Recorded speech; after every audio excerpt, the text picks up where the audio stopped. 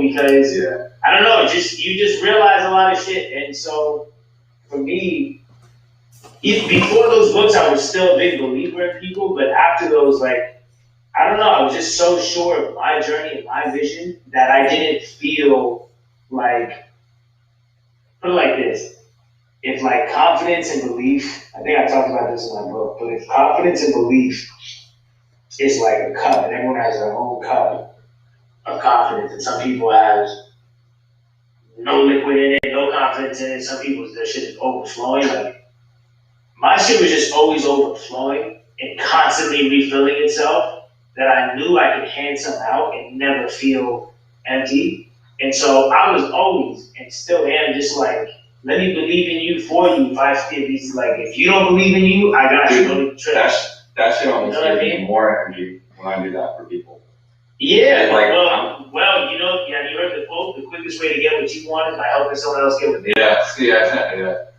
It's real. It's so true. I'll figure some shit out. Like, I'll help someone. You know, I was helping my videographer was here today. You know, I was helping him just like do some ads shit. He like wants to run ads for his clothing brand and shit.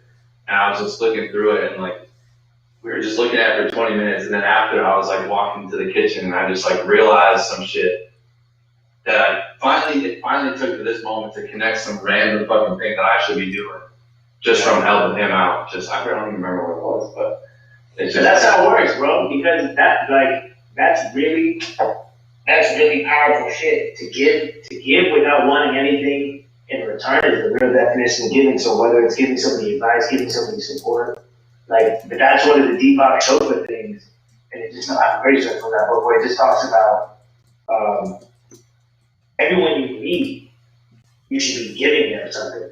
Yeah. And sometimes that can just be a compliment or just good energy, you know. But just like, bro, because that keeps the blessings coming your way. It's like people who are stingy with their energy or not ever trying to show love to people, never trying to fuck with people, and they're miserable losers. Their life sucks. They're miserable. They don't got shit going on for them because they're just like, they're selfish people with their energy, with the love. Like, you can't block that energy. Like, if you're getting blessings and your shit is flowing, share that shit back. Give that positive energy. Give the love. Give the compliment. Give, like, you know, that's just how I move. So,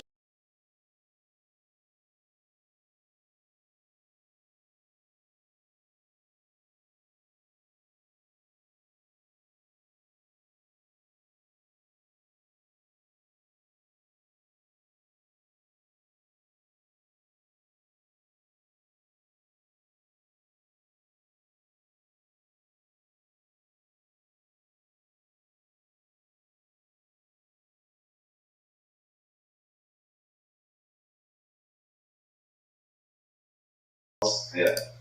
I've always, But as of late, after the fame hit and like mass negativity hit, it really fucked with my head a lot. Like, I think subconsciously, the world started to get to me because the world wanted me to not like myself. There was a big part of the world that didn't want me to like myself. It was giving me all these reasons not to like myself and trying to convince me to not like myself. And it was working because I was feeding into it. You know what I'm saying? And it got to a point that I got into definitely dark mental places where, because I always tell people, like, when I was trying to get on and I was just in the basement, and when you're in the gym and no one's in the gym, it's really easy to make shots. Yeah. No one's watching. Like, it's mad. Like, when I was 17, 18, 19, all the way to 23, 24, and I'm walking around like I'm fucking just the most confident person in the world, it's because there was no one to fucking say otherwise. You know what I'm saying? Because I was in my own world. I had no fans. So definitely no haters. You know what I'm saying? But as soon as, okay, now the arena's full and you gotta make the shot and people are booing and they're reminding you about your last game and how you fucked this up, it's like, damn, this is a way to hit this free throw. You know what I'm saying? So it started to pump in my head. Yeah, it's so funny you said that. fucking, when you texted me or you hit me up, you DM me, and you were like, you know, complimenting me or whatever the fuck you said. You were like, on what I was doing and like saying, whatever. Okay, gave me a compliment about my beats or whatever. And it's funny because, dude, I get fucking comments all day just from random kids saying that fucking I make horrible beats. But it's funny because, like, you know, I don't really give a shit. I'll just, you know, I don't really give a shit at all. But like, it's just funny when that happens, how it's just funny to make the connection of like, okay, Russ is fucking telling me what I'm doing is sick and my beats are dope. And I'm like, I'm good at FL Studio. And then this fucking 13-year-old kid from Nebraska is telling me I'm way overrated. And when you go, if you like dive into it and go to their channel, it's just like, you know, the worst fucking beats of all time. Every time, bro. Any dude who's ever hated on me has a SoundCloud link in his bio and the worst songs ever. It's like, and I'm not even gonna hate on them because it's like, I was there too at some point. And honestly, the comments about my music never bothered me. Like, because you can't convince me that my shit isn't hard. I have already crossed that point. You know what I'm saying? Like, I crossed that point of no return 10 years ago. You know what I mean? It's more so like when people would make shit up about me and lies and like assassinations on my character and disintegrity of my come up, just shit like that, shit that I couldn't do anything about. I was like, man, this is crazy because if I come out here and try to defend this shit, it must be true. And if I don't say anything, it must be true. It's like, god damn, bro, I want to slap the shit out of you. You know what I'm saying? Yeah. So that's what fucked with my head. But the answer to all questions is gratitude. And that's what I've been on, like, the past fucking, I don't know, man, past 6 months, 7 months, I've been trying to tap back into that and just like journaling again and shit like that. Just keeping a gratitude journal and every day, just simple shit, bro. You know, grateful for the water I'm drinking, that I have water, that the air works, that that I'm free, that my family's healthy. And you know what I mean? And I don't know, it's just like staying in the present moment because I'm reading this not a new book, but a new book for me called The Power of Now. It just talks about how, bro, it's so crazy. It talks about how like 90% of people's thoughts are destructive because they're either based in the future or the past. And it's so true. It's like, for the past 3 years, I spent all my fucking time, 3 years, fucking longer than that. I spent so much time either thinking about what I could have done differently or worried about the outcome of the potential outcome of what I'm currently doing, or the outcome, like an outcome that I want. It's like I was just never here. I was telling my manager the other day, I was like, bro, I can't believe it's been 5 years since 2016 because 2016 to me feels like yesterday because that's when everything started like popping off. And I was like, I can't believe it's been 5 years. And I was like, you know what's crazy is that when you're not present, it's as if your life didn't even happen to you because you weren't even there for it. And that's what fucking woke me the fuck up. Like a couple of weeks ago, I was like, I refuse to let the next 5 years go by as fast as they did the last 5 years, simply because I would be more present. They went by so fast because I wasn't even there for it. That's why when I look back and it just feels like a blur and it feels like, damn, that happened to me, dude. It's like because I wasn't there for it. I was always thinking of the next moment and the next level and how do I get next. I robbed myself of the present moment. So I'm done with that shit, bro. I try to just stay right here, right now.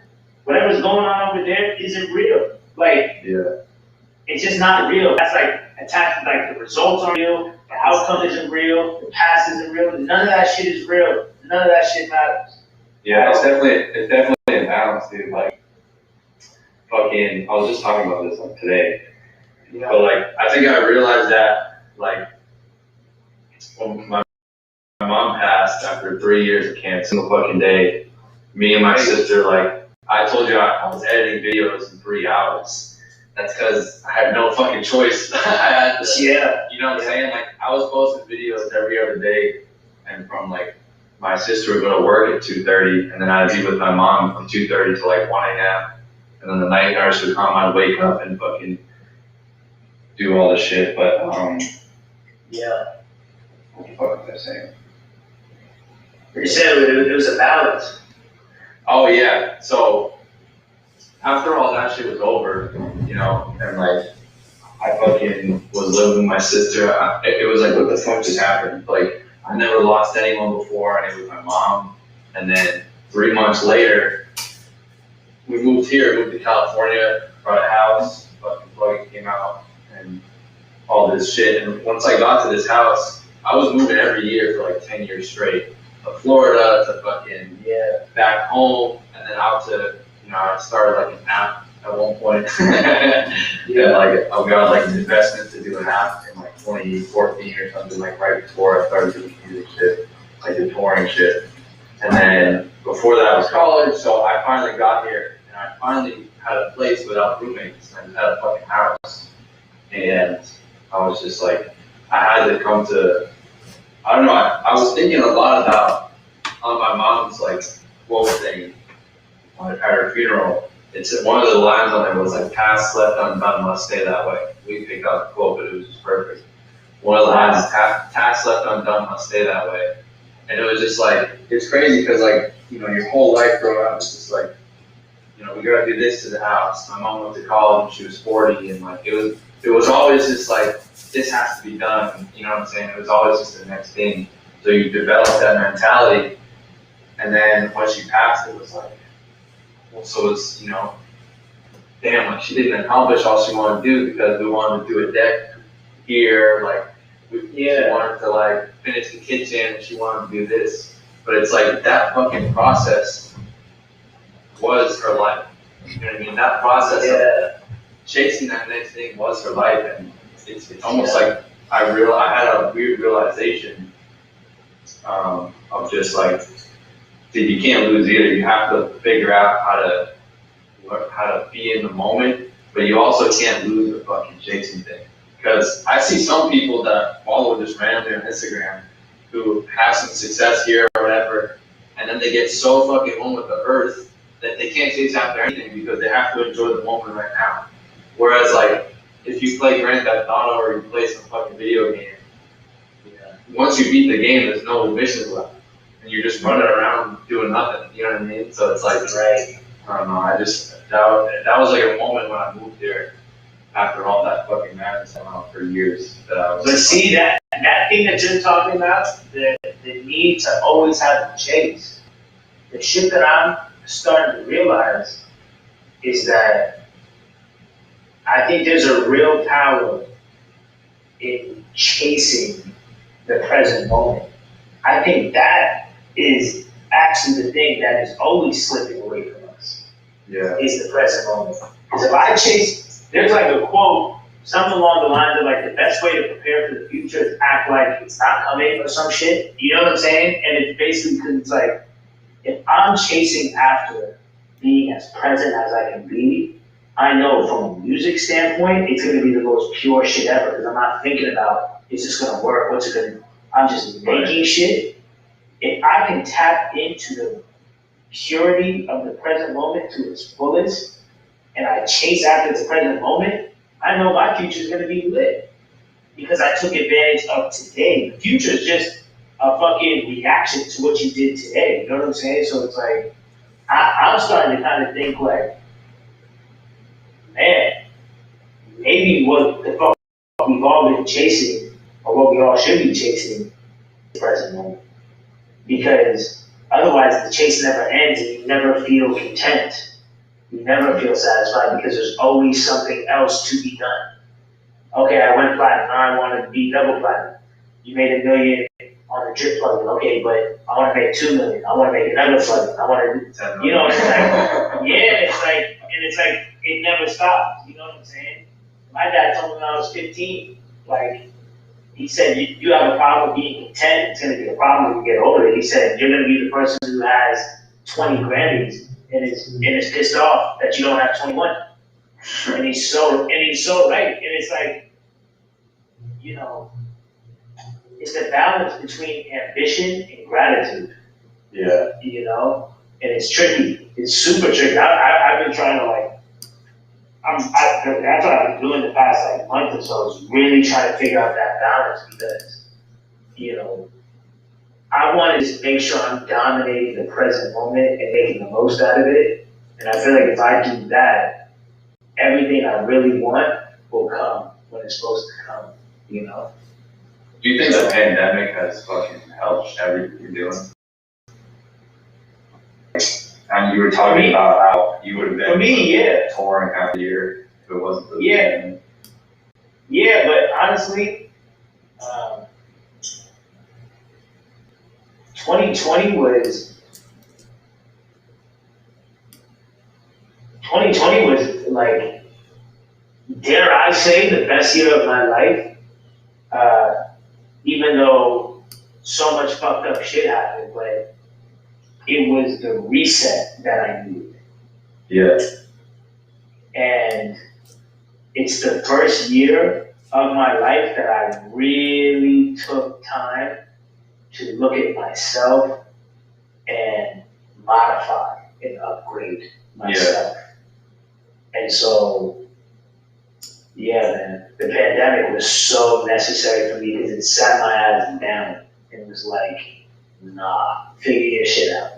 Yeah. You know what I'm saying? So, yeah. Yeah.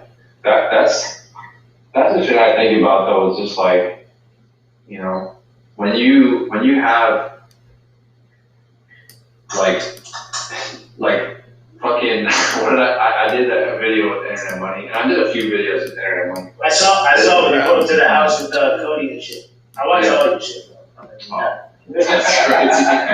That's insane. But, fucking, you know, fucking, one of the comments was like, oh damn, Kyle's about to get a placement now. You know what I mean? Like that's what's gonna come from all this is we did the best video ever, you know what I mean? Like made some sick fucking content, made a cool video, and like it was just a lot of dope moments, and now I'm gonna get a placement and get 3% of some random fucking song. It's just like I just think of being here, thinking and building, you know. Let me ask you a question. Are you worried about, because I can relate to this. Are you worried that if you get a placement, it's almost worried of success in a sense? Like someone's gonna rob my shit? No. Are you worried that if you get a placement, that your fan base and your core will actually look at it as selling out? No, dude, they would fucking, no. They would be like super ecstatic. I think some of them, you know, some of them might be like, fuck, he's gonna stop posting videos now, and he's gonna, you know. Right, but they look at it like, because what I've noticed, there's always a large group of fans that don't like change. They want you to be. Bro, I'm not about to play with this shit today, dog. They want you to be. God damn, what the fuck? You know? If I was gonna play with you, I feel like a lot of them would be like, damn, Kyle, what the fuck, bro? Yeah, I would hope so too, because goofy ass shit. It seems like you're the It doesn't feel like, you know what it is though, dude? It's like, you know, I didn't tell you the whole fucking story, like you said in regards to my followers, but it's like, I was a college soccer player, fucking, actually I started making beats in FL Studio because my apartment got robbed at school, so my mom got me like this $200 laptop, started making beats at FL Studio, the demo, and then whatever, started an app a few years later because I was like just interested in shit, website, and then I met up with this kid, Cam Meekins, through that shit. And, Cam Meekins, holy shit, bro. I remember watching his videos years ago. Yeah, the white dude be rapping. He was from up north, right? He's from Massachusetts, from Boston.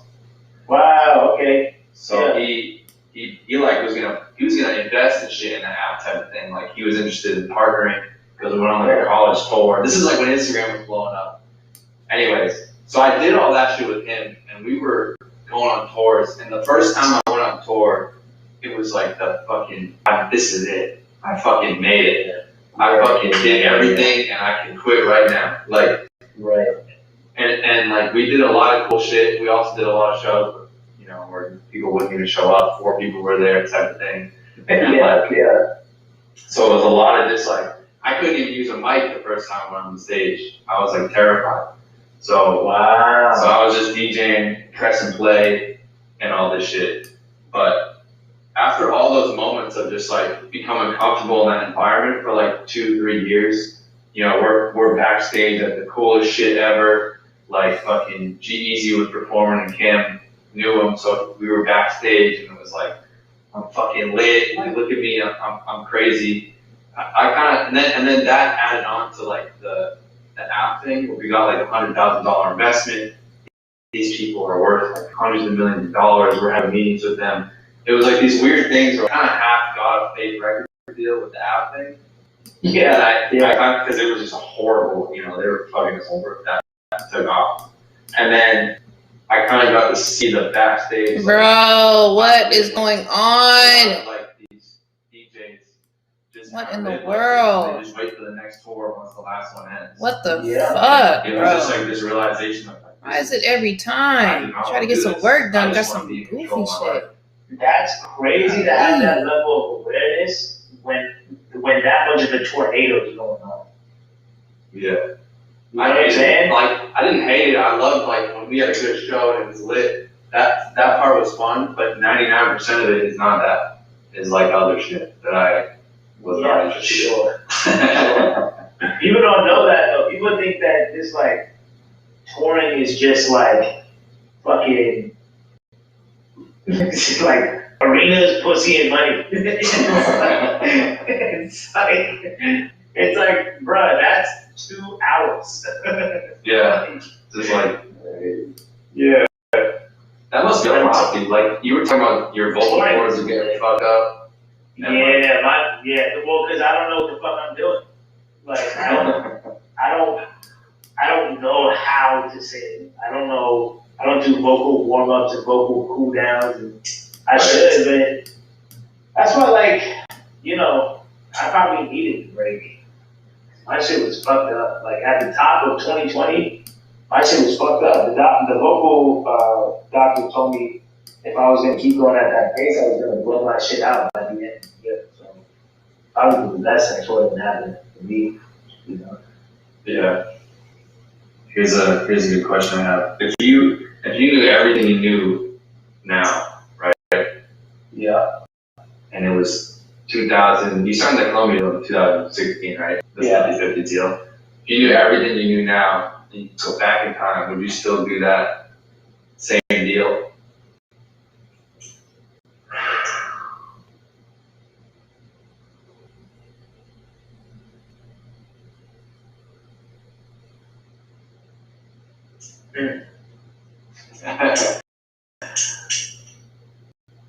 Yeah. And I'll tell you,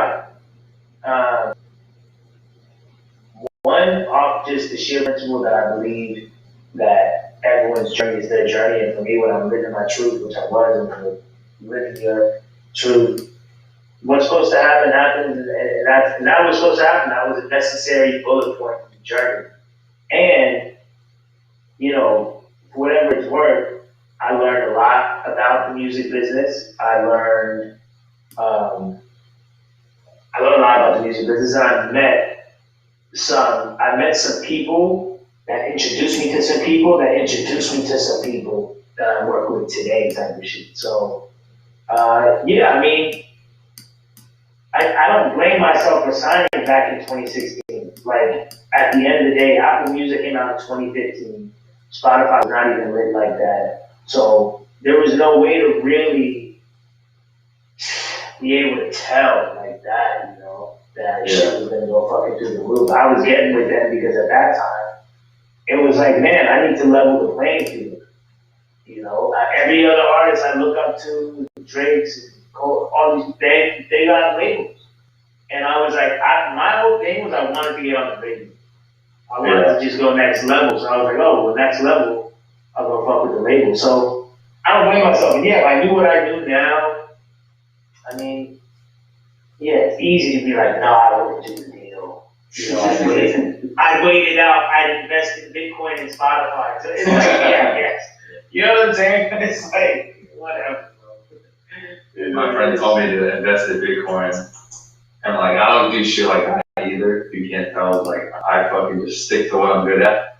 But like he told me at like 41,000, like dude, you should invest in Bitcoin if you haven't already.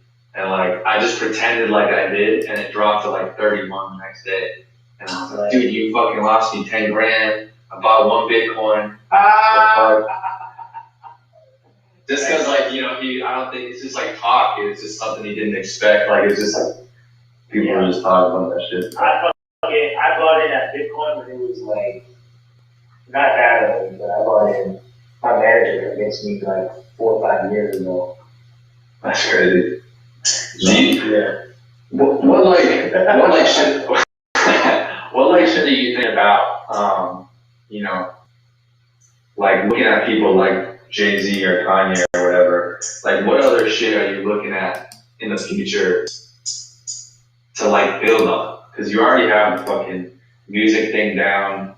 I know you're fucking doubling down, you want Grammys and all this shit, but like what other, you know, avenues are you looking at building businesses or? Yeah, so I'm trying to expand into the, I think the cannabis industry is like a super interesting industry. And I like that Jay-Z made that move. I think that makes it so that when other rappers get into the cannabis industry, it won't look so just I'm a pothead and here's my weed. I know what you're saying. Yeah. You know, like Jay-Z getting into it and making it like, because it's Jay-Z, it's bossy. You know what I'm saying? Yeah. So yeah, I like that a lot. I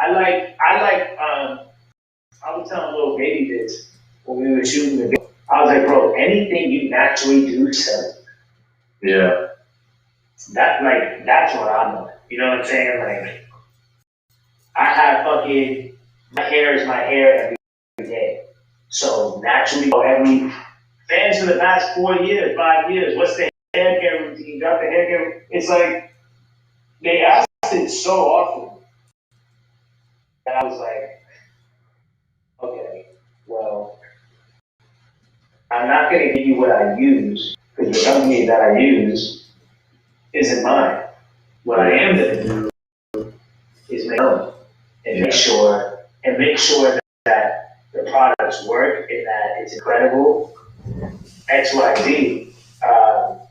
And then I'll give you all the hair care routine, but it's going to be my shit. You know what I'm saying? So, I don't know, just like anything I start to naturally do, I just want to create my own version of it. Because like you said, at this point, the music is down pat. And I'm just having fun, like, for real. And I'm just like, why not, bro? Like, why not write a book? Why not fucking sell wine? Why not fucking, who fucking knows, bro? Like, maybe I'll fucking enter into a chess tournament. I don't even know. I've been binging chess so much, like. Wow, I just got a fucking score actually. So did I. It's hilarious. I love chess. I don't know, bro. You know what I'm saying? Like, yeah. I try to just keep shit natural, Like, whatever I naturally like to do, then I'll get into it. You're not going to see me just like in a commercial for like a Twix bar. Dude, I realized that as I was like, making that fucking transition of, I was about to do like a sponsorship, because I wanted to try to, make more money. I was looking at marketing stuff. I wanted to get the fuck out of my rent I was in, whatever, and I was going to do like this $4,000 sponsorship.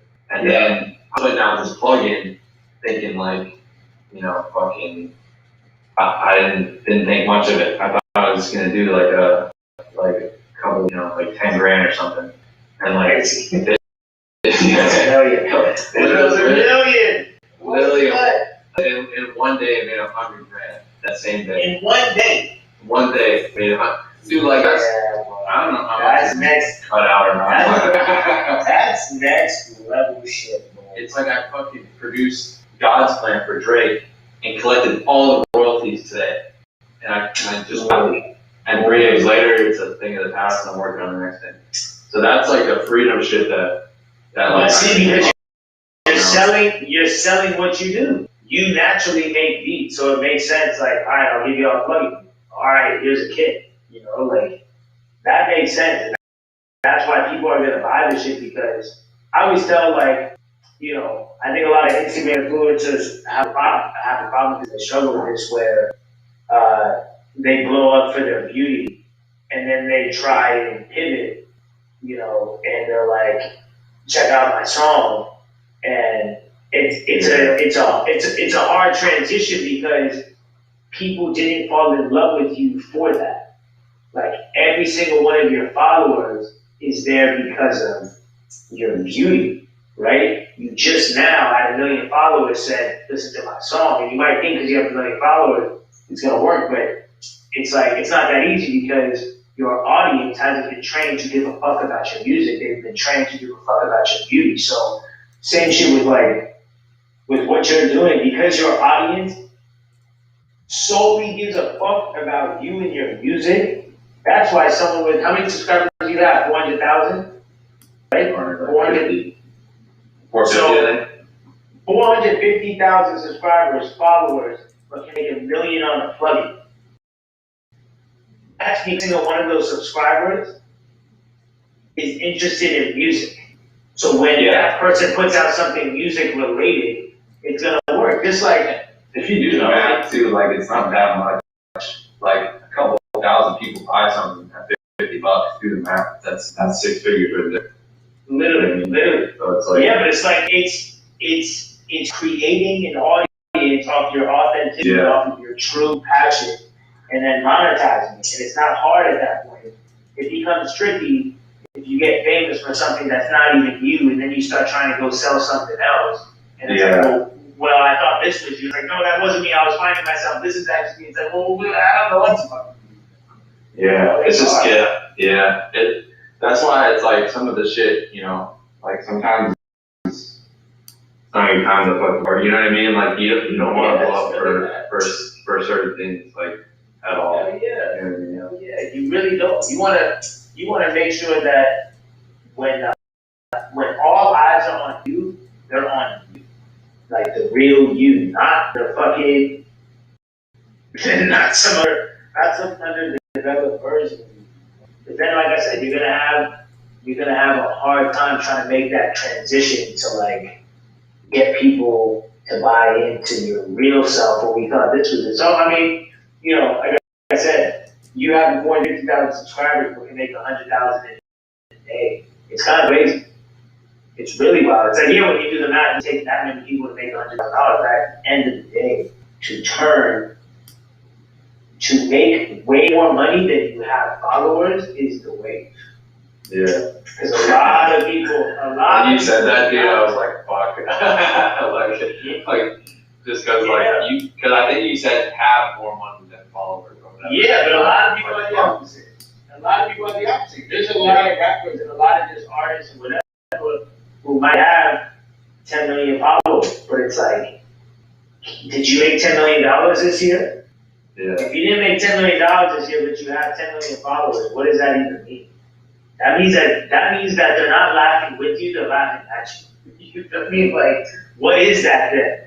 I think it just goes back to the perception thing. Like people would rather, what's the thing? Would you rather have everyone think you fuck the goat or actually fuck a goat? You've heard that? It's like the same. I've never heard that explained. It's like both of those options were there. So what? Yeah, it's like would you rather fuck a goat or have everyone think you fuck the goat? What is it's just like a saying, but it's like the same shit. It's like a lot of people would rather people think that they're fucking, you know, doing something than actually do something. Oh, okay, I got it. Fucking the goat thing is just rough. To use as an analogy is crazy. I thought you might have heard of that. No, but I get it. Yeah, no. A lot of people would rather look rich than be rich. Yeah. But then, then once there's eyes on you, you get into that whole game of having to keep up appearances, and you gotta, like, you're one of those artists who your whole shit was always designer, always with chains, always in some crazy car, and basically you're just selling money. You're selling a lifestyle. If you were to go broke, which a lot of them did in 2020, shit is looking crazy right now because you can't come on the gram in just pajamas and looking crazy and whatever because you made it so that your caricature of what you like that is this overly opulent appearance, just wealth and luxury, and it's a shame because you can't even keep it real. Yeah. You built your brand to the point where you can't keep it real if you are broke. I was just saying? I was just watching. Then you go broker trying to appear rich when you are. It's like crazy. But I was just watching the video of you in rap, whatever the fuck it was, some title thing of you driving the '97 Nissan. Oh, the song. Yeah. You still have that car? Yeah, hell yeah. Yeah. Dude, I drive my car is fucking newer, I guess, but I drive a 2010 Toyota Corolla. And I just don't fucking go anywhere. So I just wasn't. You get coffee every morning according to your videos. Yeah, those are older ones, those are older ones. Oh yeah. You don't drink coffee anymore? No, I make coffee. Dude, I have the best coffee. That makes so much more sense. Why were you driving every day to get coffee? Just to get out of the house, or you didn't know how to make coffee? Once I got one of those Chemex things where it's you know what I'm talking about, drip. No, I know. Because let me tell you something, right? Let me tell you something. You don't drink coffee, right? At all. Wow. I've had maybe 3 cups of coffee in my life. Dude, that's insane, dude. You seem like someone who's always drinking coffee. Right, I know. So my manager's a crackhead, my mom is a crackhead. You know what I'm saying? Coffee. They're my mom. You can't talk to my mom until she's had coffee. Yeah. You know what I'm saying? It's one of those my manager, my mom will have 3 or 4 cups of coffee a day. It's wild because I'm like, what will y'all do? You had to wake up and fucking power through with no coffee.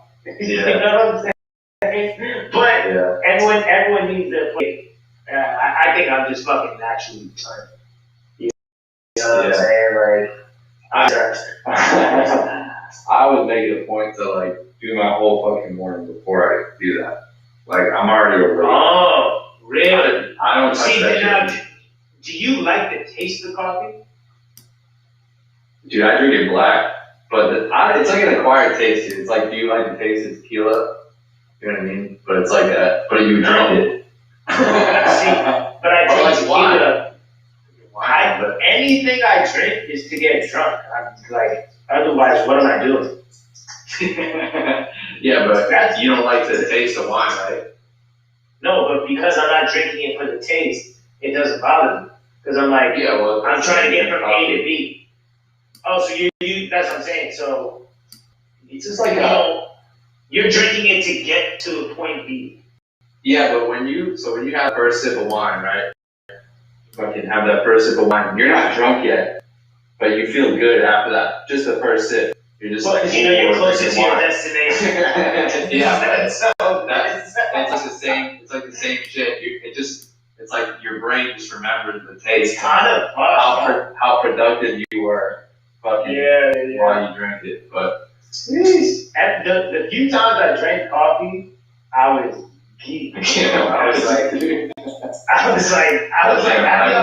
and what fucked me up was the crash. I was like, how do y'all do this? This is crazy. Yeah. I understand the people who drink numerous cups a day because you drink that one at 8 in the morning, but then by fucking 12 or 1, you're fucking sucking wind. and then you gotta have another one, and then you have an espresso, and it's like repeats. How many cups of coffee do you drink a day? Let's be honest, keep it real. Nah, dude, I'll make like, I'd say most days, cause I'll fill the whole shit up with ice, and then do a half a cup, and drink it black. So it's not like, when you have like cream and like caramel, fucking all this crazy shit in coffees, people just suck them down, cause it just tastes like sugar. But like, I'll drink it black, so it's just like, it's like, you're like sipping on it almost. And then so you sip on it all day, you have an afternoon coffee, night coffee? I'll wake up, do my whole morning, have a coffee, and then have like another one at like noon. And just like. And that gets you to 8 p.m. and then you're like out. You're like, fuck. Yeah. Yeah.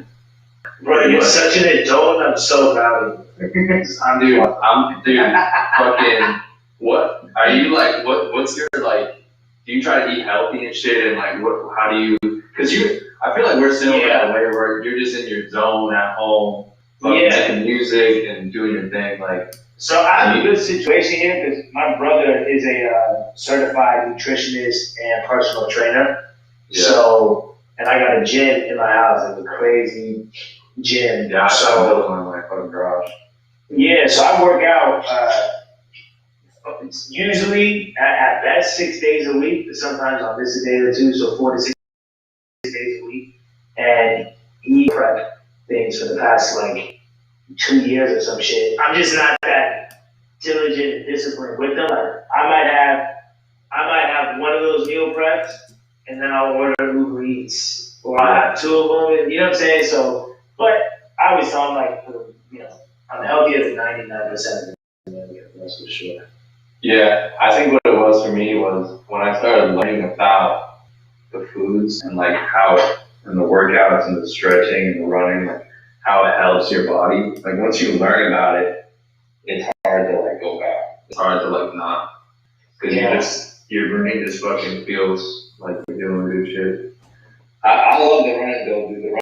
That running changed my life. I can't believe you can do that. Run it, yeah. See, so listen to this. Do you hear David Goggins? No. Oh my god, dude. He's like that. That's why I started like running. He was on the Joe Rogan podcast, and he's like this dude who had like a fucked up childhood, just like a disastrous childhood, and then he ended up being like 300 pounds, and then he was trying to get into the Navy, and then he like failed the Navy. He like barely got in, he like lost 100 pounds to get into the Navy, and then he kept failing over and over, and went through like 3 hell weeks and all this shit. He just has this insane story, and he basically learned how to, he was just afraid of his own shadow, which like, dude, I was fucking as similar, maybe not in the same way, but like, I was in high school, dude, like people have no idea who I am almost. Like, yeah, same. They just don't even know that I have a personality. Like, they don't even know I exist. So it's like this thing where he just started callousing his mind by running. And like, he runs like 100-mile races and shit now, where he just, every morning he does like 100-mile weeks, and he'll do like 100-mile races. But you don't understand until like you run and you do it enough to where you hit this fucking wall, and then you keep going past it, and then you get to the point where you run the 4 miles and you do it, or you run the 10 miles, and then it's just like that kind of accomplishment is like insane, and just like the meditation that comes with it is like, I don't know, it's like you're like, it's crazy, bro. You say that, because that was the one thing I could never. Running to me was so mundane, but my mom has been running fucking, 5 to 10 miles a week since I was fucking forever. She's a fucking stick, you know what I'm saying? And I don't like, she's also super, super disciplined, like goes to jazzercise, yoga, runs just always been very, very health oriented. I never understood how she could run every morning 5 miles every shit. You know what I'm saying? Like, because I don't know, it seems mundane to me, but I can see what you're saying. Mental, dude. Yeah. It's just getting over the wall. And it taught me because, like I was saying earlier, like I was fucking not a hard worker. But you were a soccer player, so your conditioning had to be crazy at all times anyway. Yeah, you must have been running anyway back then. Yeah, but like it's different. Like I could run on the field, and then like it's like you said, it's mundane. It's a mental test, dude. Like I was physically capable, but like your brain is yelling at you to stop. It's like some shit like in music or whatever you want to do in life. There's always things that you don't want to do that come with it, and it's just like it helps. Just the thought of like being able to break down those walls and just get to finish those things that you need to do that you don't want to do. Did you drop? Were you doing it to drop weight, or were you doing it to get in better shape, or were you doing it to mentally challenge yourself, or a combination of all things? I was just doing it because I thought it would be. You can't think like that to start though. I couldn't think like, oh, this is a mental challenge, because the first time back doing it was fucking horrible. Like I was listening to Joe Rogan podcast, and I was like, I'm gonna start running, and then you run like a half a mile, and you're like, fuck this, and you just stop. Is that what you did? So you just stopped and went back? I stopped and just like was like, oh, I'm gonna take a break. It's cold out. I was in Boston, and then by 6 months I fucking run every morning, but like wait like 4 miles. And now my run is insane because it's like hills and shit, because I'm in California, so it's like all fucking hills and dirt and crazy shit like that. So crazy. Incredible, bro. Maybe I start running. Holy shit. I recommend it, dude. I bring everyone that comes here, like video with that visits me. Like we have a guest room, like a producer or whatever that just comes and films me and makes music. Every morning if they stay over, I make them come on the run with me, like a 3 mile. Right. I have videos of them like with me, like just fucking, dude, some of them are pissed. Because I would be definitely pissed. But like also I'd be kind of into it. That's funny though. Like how much am I like holding you up, dude? Or like how much? Yeah, bro. I mean, not only I think we crushed our 30 is probably right. Yeah, so that's good. Okay, cool. Send me a pack of B too, bro. Yeah, I was gonna say, dude. the only placement I'll get right now is a placement on one of your songs, dude. Yeah, well, my shit is just so easy because like we can make it tonight and drop it, you know. Dude, we should do something more like fucking. I don't know, be dope if we could fucking do something. I know it's a pandemic and shit, but. Oh, like content wise. Yeah, like film something like, I don't know, fucking send me some of your vocals or like fucking do a video together or something. Yeah, maybe on the sending vocals just because I'm nutted out my shit. But Yeah. We could get something out, but yeah, in the meantime, send me a pack of beats, bro. This conversation is epic. I think this is really, really dope, bro. I'm a clip, you can't see it here, but it looks fucking fire on my thing, the thing I'm recording. So, fucking, and. When is this gonna come out? ASAP, like, down right away. Awesome. I'll give you a bunch of clips and shit if you want to post them for fucking. Hell yeah. Fucking clips.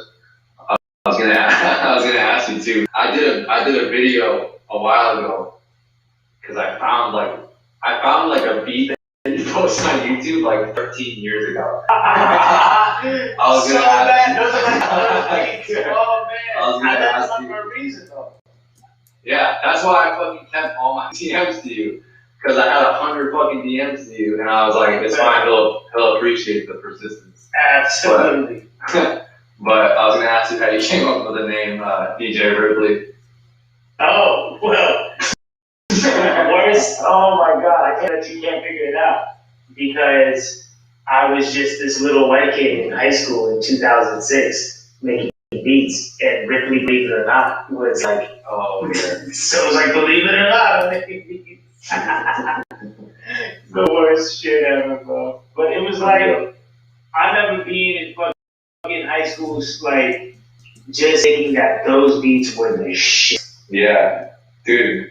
You couldn't tell me any different. Like, you couldn't tell me any different. Like, even if you go back and look at some of those, if you look at like the videos, because it was like me and my friend at the time, and like, just like it's fucking on iMovie, like me, like wait for this part right here. Oh my god! But I was like 15. You know what I'm saying? Dude, I was like 14. Wow. The funniest part was like all the comments to like everyone. That's what I'm saying. Yeah, that but like that shit's. That's what I try to tell people. If y'all think I'm a cocky fuck ass, I was worse way back then. Like, this is me very calm down. Yeah. I was a maniac when I was like, I think I was way worse. That was amazing. Alright, cool. Well, just right. Yeah, send me the back and just keep me posted on everything, bro. I appreciate it. That was sick. So, thanks for coming through, dude. Fucking. Absolutely. I appreciate it. I know everyone's gonna fucking appreciate it. And fucking. Yeah. Like, this is fucking manifestation. Oh, dude, by the way, I gotta say one more thing. Fuck, sorry. Go ahead. Fucking, so, my mom passed away on, this is a crazy fucking thing that happened. My mom passed away on January 19th, 2020, right? You know, just at the end of her cancer. And, so you texted me that morning, and so the morning it happened, right? She passed away at 12:30 Eastern time, which is 9:30 Western time. And fucking, I was telling Vanessa, my girlfriend, I was like something great, because we left a couple balloons and stuff, like these red balloons we used to always do. And like, just like, we had her wine that she always used to drink for at night, and then like, so I was like, something's gonna happen. Like, it was cloudy, so I was like, dude, the sun's gonna come up right at 9:30 or something. I was like, something crazy's gonna happen. And then you fucking text me at 9:24. Let's do the podcast. And I'm just sitting here, like, with the fucking balloon, like, waiting for that. And I was like, are you fucking kidding? Because you didn't answer me in like a month. And I was I was fucking, yeah, I don't know here, but like, it was just it was just like crazy that like fucking, it wasn't just like, yo, what's up? It was like, yo, let's do the podcast. Like, it was just like, it's just like, that's fucking crazy, bro. But that's how shit goes. That's how, like, that's how it goes, man. That's crazy, bro. Because dude, I fucking follow you, and like, it doesn't matter if it was fucking, like, Drake could have fucking hit me up. It's just the fact that I follow the whole like movement that you're doing. I appreciate it, bro. That was super cool to find out for me, because I was binging your shit without knowing you were a fan of mine. Yeah. So I was just like binging, you know. And then when I went to DM you, I was like, oh, this was just super obviously meant to be, because you've been super. Hell yeah, man. But I'm fucking proud of you, bro. Send me a pack of beats. We're gonna make a song.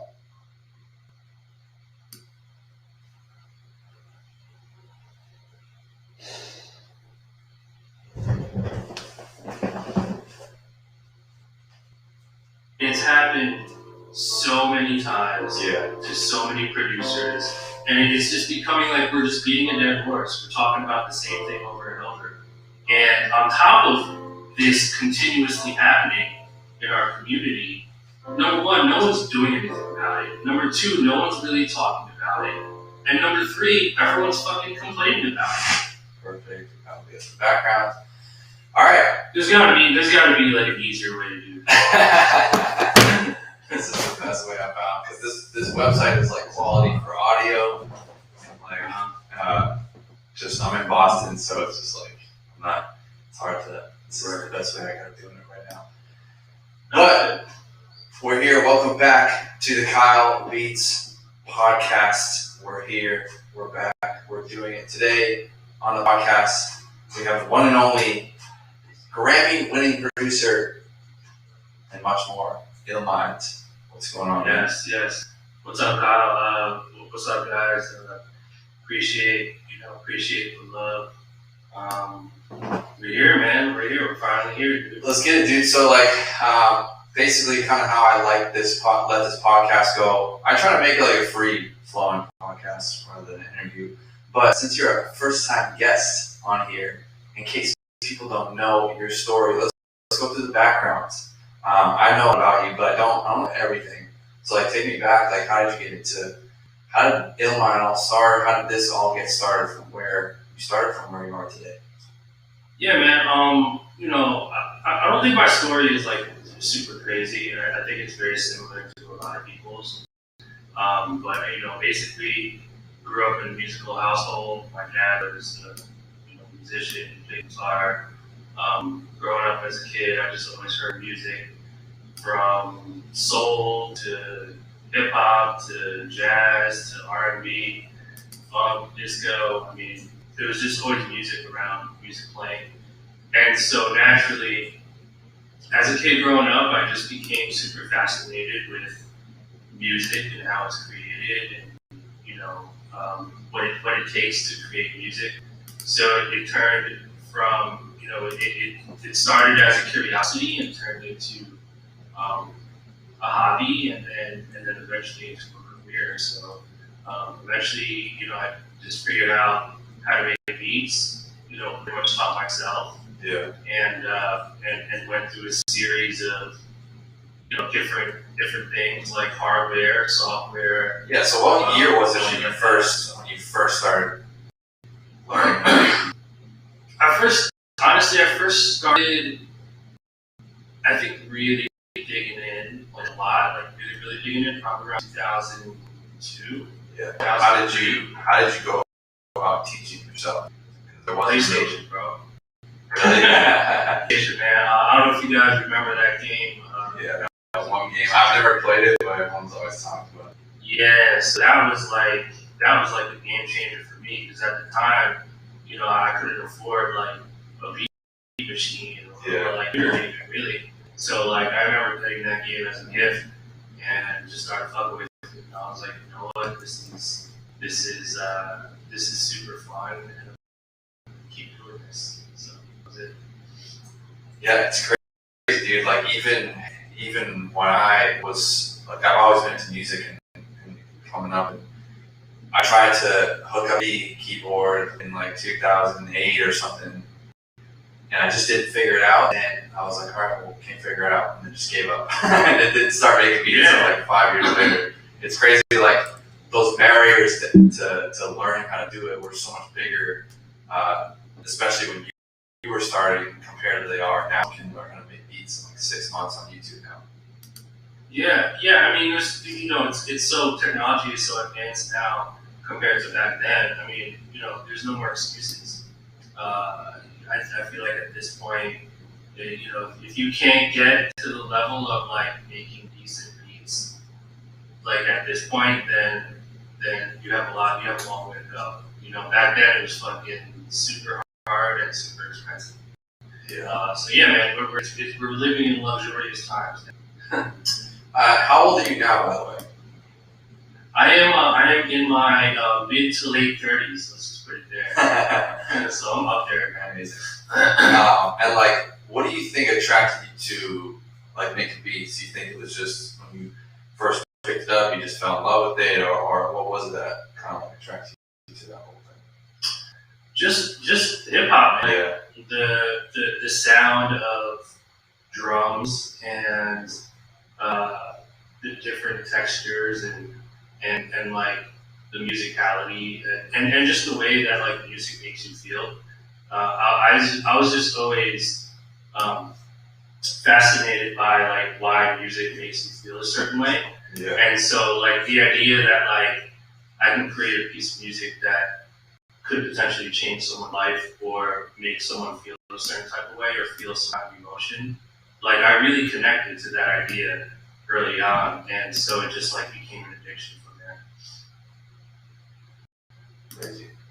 And how did you get into Pro Tools?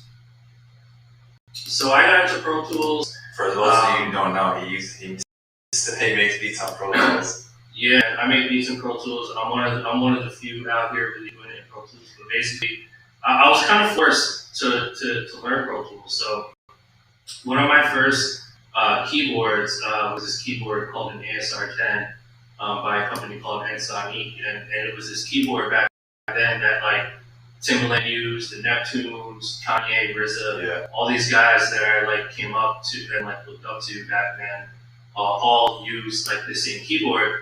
So obviously, the obvious choice for me was like get a fucking ASR10 keyboard. So I eventually got one, and I remember like I had no money. I remember saving up $500, and I bought it used at a Guitar Center, and like the floppy disk drive was broken, so I wasn't able to save any of my beats. So I was like forced to track everything into Pro Tools. Wow. So at the time I had a computer, and I had like this early version of Pro Tools, and I was basically tracking all my instruments in mono, by the way, like one by one, snare track, kick track, bass line, sample chops, synthesizers, whatever. And then in Pro Tools, I would have to line everything back up. Yeah. And then from there, I kind of like learned the idea of like panning stuff left and right, and adding reverb, and eventually like sequencing music on Pro Tools. So, I've been using Pro Tools for a long time, but in 2010, that was the year that I decided to just produce in Pro Tools.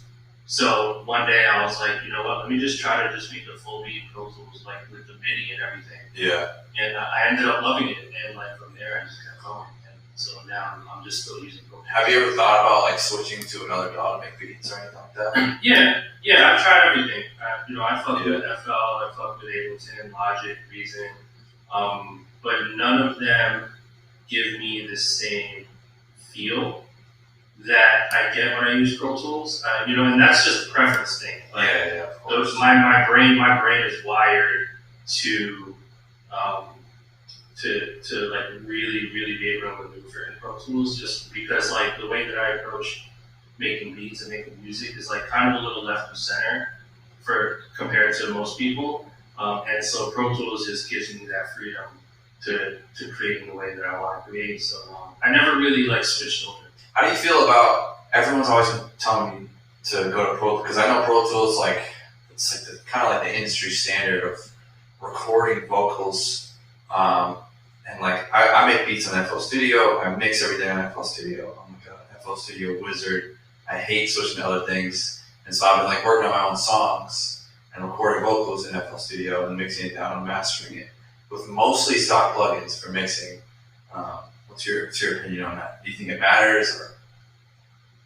Yeah, I think in terms of recording vocals and mixing vocals, I think that it really honestly doesn't matter. I mean, when I record vocals into Pro Tools, I'm like literally still using like some of the same templates that I've used like 10 years ago.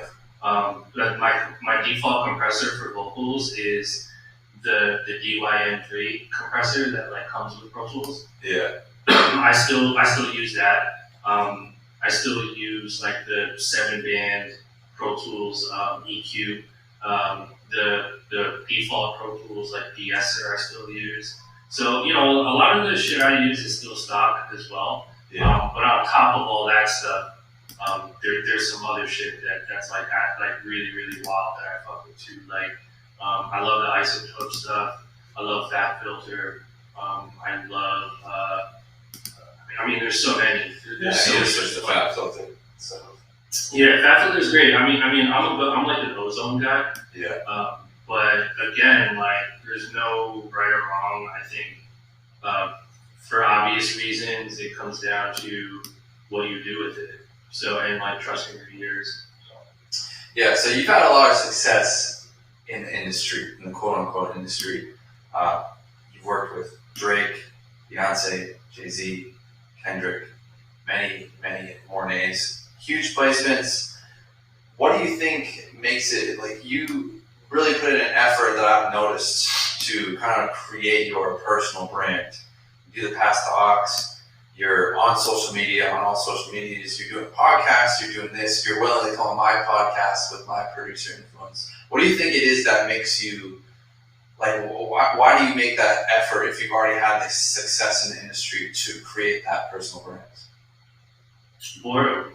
Really? Yeah, boredom and not in a negative way, but it's a combination of boredom and also this need and want and desire to fulfill every goal that I set my mind to. I mean, it's almost like itching a scratch. I mean, I have all these different scratches that I want to itch. And I've always wanted to itch the podcast, scratch, which was back in 2011 when people were like, "What the fuck is a podcast?" And shout to my guy, Combat Jack, Reggie, rest in peace, who to me is the grandfather of hip hop podcasts, but even podcasts in general.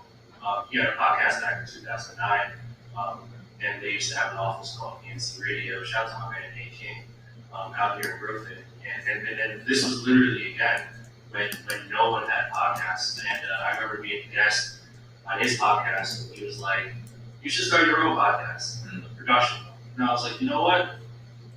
I will. Why don't I? Fuck it, this is cool." And so I did, and it was called Black Hawk Radio. So throughout the years, I would say since 2011, that was sort of the year that kind of kicked off all this extra stuff that I've always wanted to do. Yeah. And mind you, in 2011, I still had like 4 or 5 years under my belt as a producer. I mean, I wasn't nearly as big as I am now. I was very much underground, but I really just wanted to explore and try different things. So 2011, 2012, that was when I started my podcast. That was also when I released my first drum tape, Black Kids Volume 1, which again, at the time was very frowned upon. It was a time when no one was really releasing drum kits. Drum kits weren't even a thing at that time. And so I wanted to try something different, so I did that. And then at that time I was also doing these like producer meetups, these live events called Black Beats Love Alcohol Party. And the first one I did was actually 2010, I think. Or it might have even been 2009.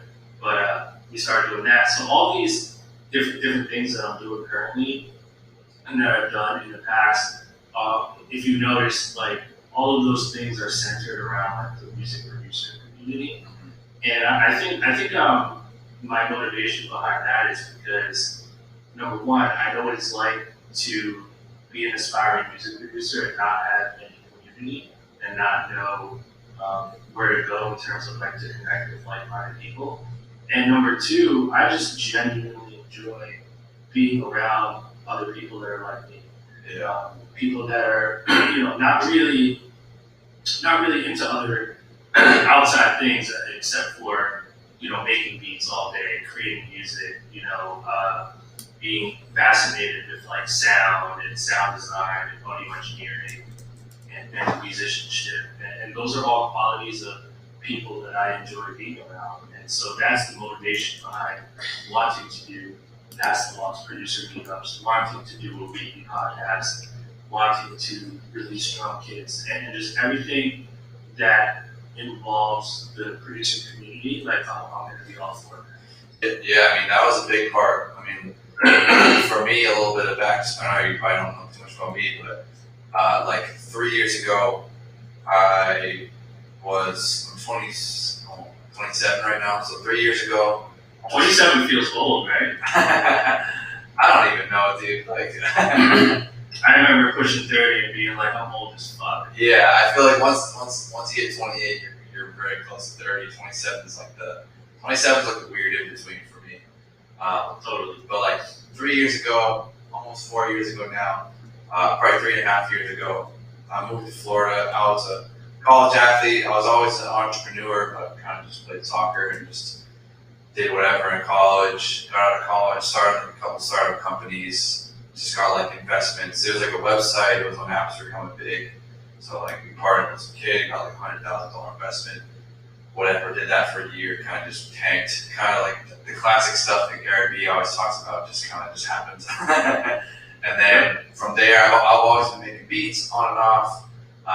3 years ago, I saw that producers were making money selling beats, and it was just becoming more public that people were making. Taz Taylor, he was doing vlogs where he was like literally showing how much money he was making, how much money he made that month, or whatever. So I was like, all right, fuck this. Like, I'm going all in on this. I've been making beats for 3 years. I'm going all in. Started just hustling on Instagram, selling beats. Eventually, over the course of the next year, ended up making $1,000 a week, and then I started this channel. But I was gonna say, for this, my whole reason for telling the story is like a big part for me from getting out of that, like I'm about to go broke, depression, what the fuck is my life purpose? I'm 23, I moved to Florida, just like what the heck, student loans kicking in.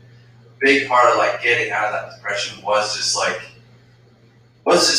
having like a purpose of I'm part of this community. I unfollowed everyone on Twitter and Instagram, just follow producers, and just subscribe to only people who just posted beats. And just every day I would just wake up and make beats and figure out how to sell it. It just kind of gave me a purpose. And yeah, I feel like that's one of the bigger passions behind what I'm doing too, is just kind of helping people just get clarity. As I continue to find my purpose, is just give people more clarity, and just people that aren't gonna maybe they're not listening to fucking Gary Vee or listening to whoever is talking. For me, it was like Will Smith and like Jim Carrey, fucking graduation speeches and stuff like that. So it kind of like helped me like kind of look at it a different way. Yeah, it's great. Yeah, and listen, what you're doing is amazing too. Like, you know, you're creating like a small ecosystem, or I mean, not small, but just you're creating another ecosystem of music producers that have similar interests, and you're putting everyone together, and you're creating content around it. You're inspiring people. You know, it's an incredible thing, man. I really did. Yeah, and I think it's dope too that someone like you is making that effort to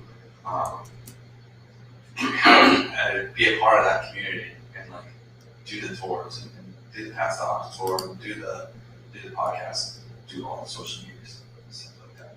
What do you think your big goal is now after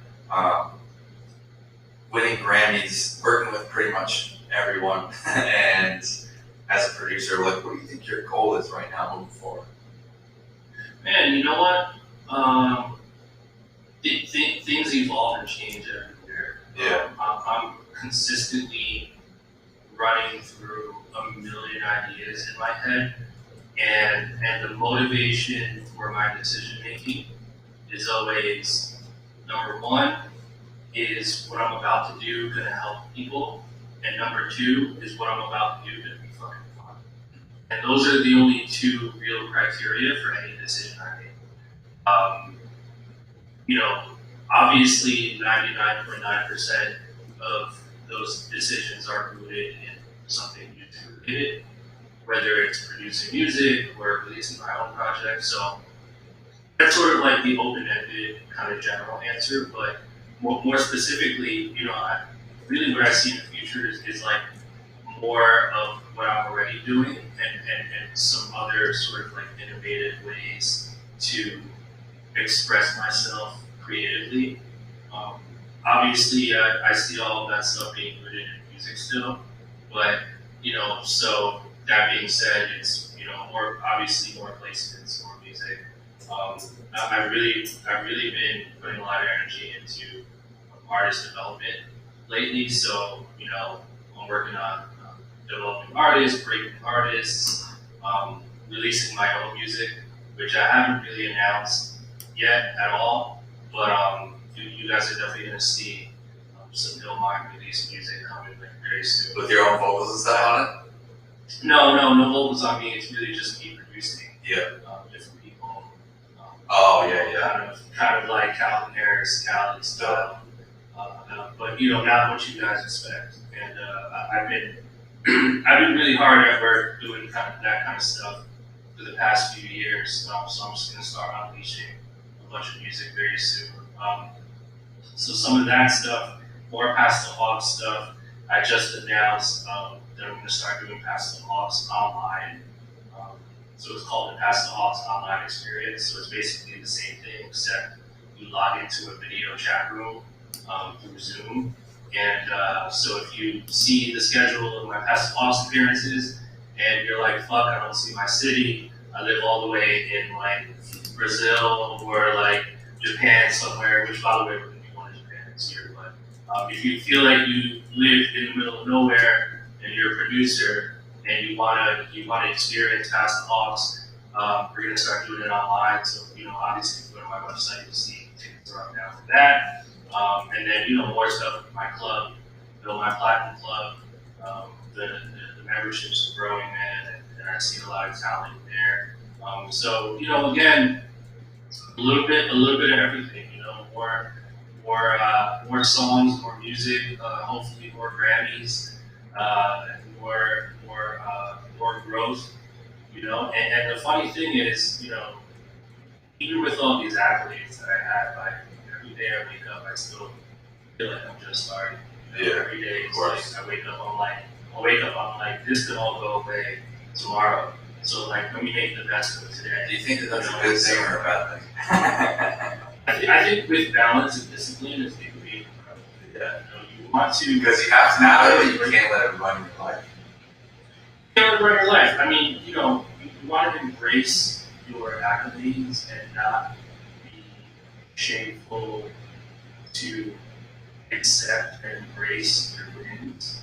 But then, in the same breath, you also want to be mindful of the fact that there's so much more music to make, so much more to do, but not allow for that to turn into an addiction that will negatively impact. Everything for me is about positive impact. If I embrace, listen, like on some real shit, of course I understand my position. I'm a Grammy winner. I have all these plaques. I've worked with damn near everybody. I'm super well off financially. I'm super respected in the industry. I understand that stuff, but I don't use that as leverage to take advantage of people, or use that to make myself believe that I'm better than anyone else. You know what I mean? Yeah. So I want to talk about some of the financial stuff and how important that stuff is as a producer, as a entrepreneur, etc. So the other day you tweeted this.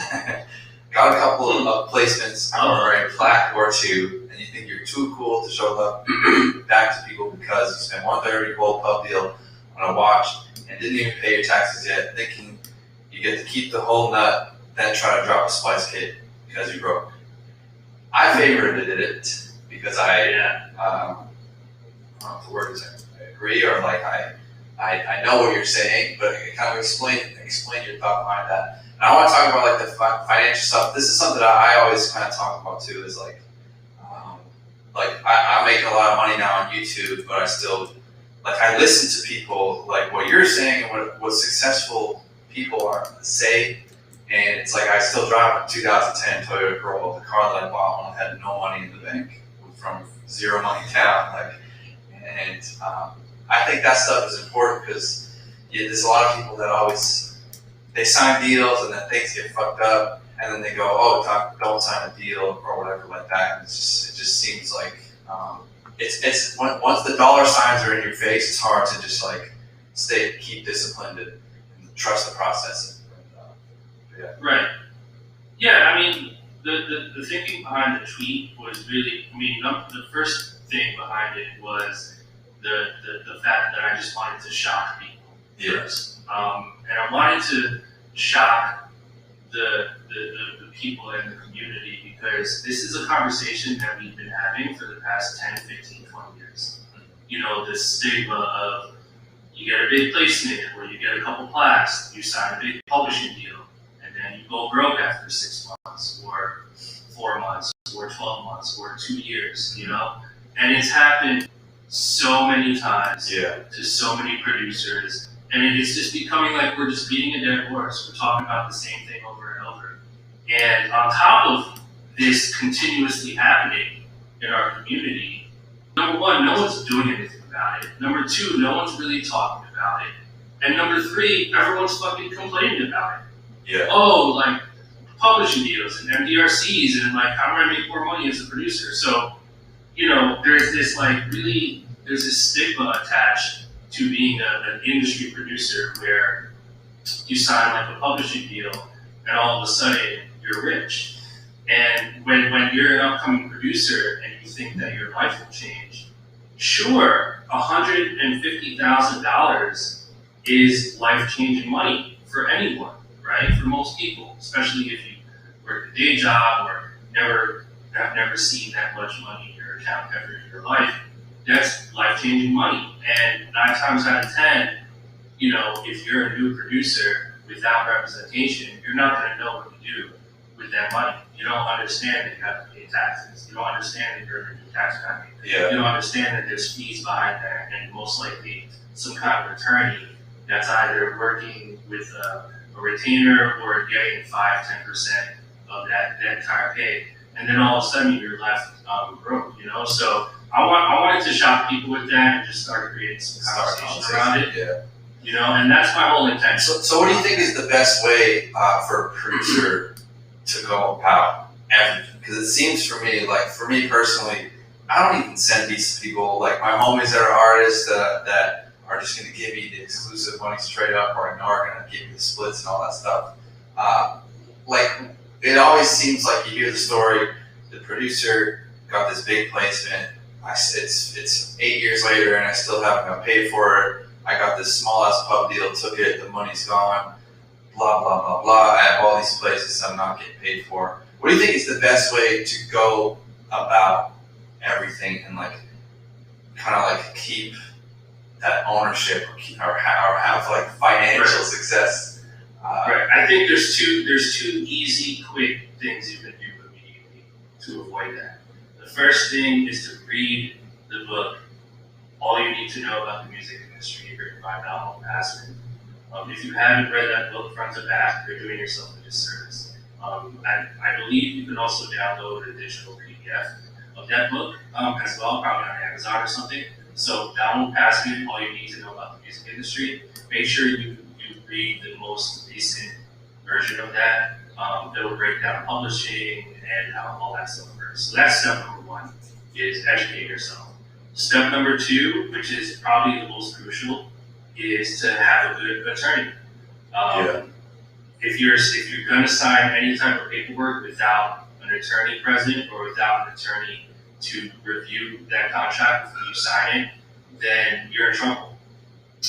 You know, no one should sign a deal that bad unless you have an attorney. You know, the first draft of any contract you receive in the music industry, whether it's a publishing contract, you're a producer, or a label contract, whatever it is, that first draft that they give you is always going to be the bullshit. It's going to be lopsided. The terms are going to be to their interest only and not yours. And if you sign that first contract without any revisions or red lines, you're going to get fucked.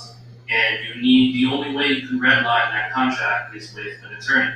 So again, step number 2 is to get an attorney. So I think the $1 million question is, how do I get an attorney?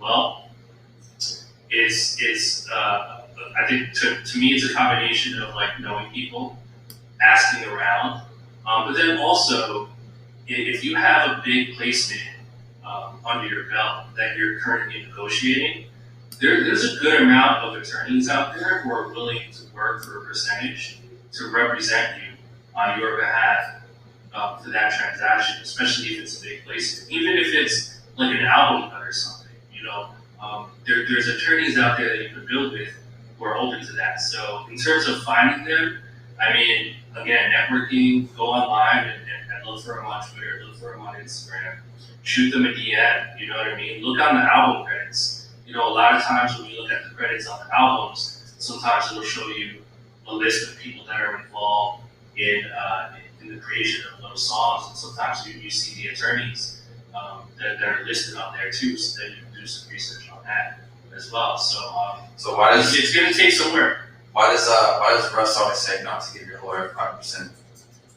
Well, he's right. He's correct on the not 5% thing. If you are negotiating a big contract, but for some people, they don't have a choice. You know, if let's say you get a big placement on Rihanna's album, and you're a brand new producer, you have no placements. Let's say you go to a conference, A3C, and you meet a really good attorney who who you could potentially hire to help you negotiate this contract. Let's be honest. Let's say the contract involves a payment of $100,000, right? Mhm. The attorney is going to come in, and first of all, they're going to know that you don't have any leverage because you're not going to sign that contract without an attorney. And if you do, you're an idiot. You know what I mean? Yeah. So that being said, the attorney is going to say, well, there's one or two things. Either I can work for you at an hourly rate with a retainer, or I'm going to ask you for a percentage. And if I take a percentage of this, I'm going to want to negotiate a higher number for you so that we can all get paid more. Yeah. So Russ is correct in terms of, But if you're broke, you can't pay a lawyer. if you're broke, what are you going to do? I mean, they say, okay, if you don't want to give me 5%, then I need $500 per hour. And if you can't afford that, then you have no choice. So Russ is absolutely correct in terms of if you want to save money, if you can afford to pay an attorney to pay for them hourly, do it. Yeah. But if you can't, you kind of have no choice but to give more percentage. Yeah, I think a big part of it too is like kind of having patience, I guess, and just kind of trusting where you're going, because there is no like you just told me with all these people you've worked with and all the things you've done and all the money you made and whatever, like you still wake up and go, okay, what's next? I think the quicker people can kind of realize that, the quicker, like if someone offered me a fucking anything right now to do with any kind of shit deal or $100,000 pub deal, like I just don't care, just because I've been through enough of different scenarios, whether it was companies or whether it was this producing thing or just like my story leading up to where it is now. I kind of just like, all right, well, I thought this was going to be some crazy moment and it wasn't, and then this, and then I look at other people and learn from other people, and then you kind of just have that. You're going to be like, all right, well, when I'm 40 years old, I'm going to feel like the same type of way. You know what I mean? I'm going to feel like, oh man, I can't wait till blah blah blah happens, and you know what I mean. So I think patience is definitely a big part of that too. Do you think that's why a lot of like 18-year-old kids and stuff like that are usually the ones that are signing these deals and then regretting it when they're 21 or whatever? Yeah, I think that has something to do with it. I mean, you know, if you're young and you're broke and you're new, there's experienced people in the industry that are ready and willing to take full advantage of it. And listen, you know, is that like a bad thing? I mean, from a human level, yes, of course that's a bad thing. But from a business perspective and from just a life perspective, it's almost like being an intern. Like, listen, you're the fucking new kid on the block and you're trying to like turn this into a career. If you don't know what you're doing, you will be taken advantage of. And, you know, it's similar to like being an intern. You know, people are gonna look at you like you're gonna have to grab coffee and like, you know, prove yourself and like earn your stripes. You know, all that stuff is valid. But when you're young, you're more vulnerable. So that's why it's really important to do your research. Try to gain as much knowledge as possible. Read that book I told you guys about, and just be mindful. What was your first big placement or song, or that kind of like got you into the industry, or got you in the door, or got you? Did you sign a pub deal when you were young, or? Yeah, so for me it was kind of like a multitude of milestones. So the very first sort of like life-changing, or the thing that changed my life, the life-changing moment for me was when I signed a management deal with Granite back in 2006. So that was 2006 was me like, you know, in mom's basement trying to figure it out. And eventually I signed a management deal with Granite. Those guys found me, reached out to me, and I remember they handed me like a wad of cash, and I took that cash and like moved out of my mom's crib and got myself like a ridiculous apartment that I definitely couldn't afford at the time, but I did anyway. So I was that kid again. I was like that kid who was like young and dumb, just like fucking around. So I did that, and that was like the first sort of like moment for me that like pushed me forward. Yeah. But then, I made a lot of mistakes. It was, I signed like a really bad publishing deal in 2010 because I needed the money, and that was, a learning lesson for me. But then another life-changing moment for me was, this was probably the like main sort of like turning point for me was 2012 when I produced a record on Kanye's Cool Summer album called The Warning, and that was like the real turning point in my career. So like 2012 was like the big year. That's crazy. What do you think you would credit your like longevity to? Because there's a lot of people, especially now, just because of how fast everything moves, that they're in this year and next year they're out. What do you think you credit your? Because I feel like you've stayed true to your sound. Like I think you've updated your stuff, but I feel like you kind of have stayed true to your sound without trying to be like, all right, what's hot? Let's make these type of beats now. You know what I mean? What do you think you credit your that longevity to? Man, being curious is probably the number one reason why I've been able to have longevity and continue to have longevity. Being curious is like the stepping stone to everything else. Like I'll give you an example. The Disney record that I produced on the Moana soundtrack. You're welcome. That was super outside of the box for me. But what a lot of people don't know, so I did that song in 2000, I think it was 2016. I didn't know that at all. And so that record never would have happened if I wasn't experimenting with producing pop music from 2011 to like 2014. Like I remember like 2011 to 2014 was when I was really stepping outside of the box. I was really challenging myself, producing pop music, working with songwriters. Like those were the years that I was really like gaining that experience as like a co-writer, creating bridges and pop music and just like thinking outside the box.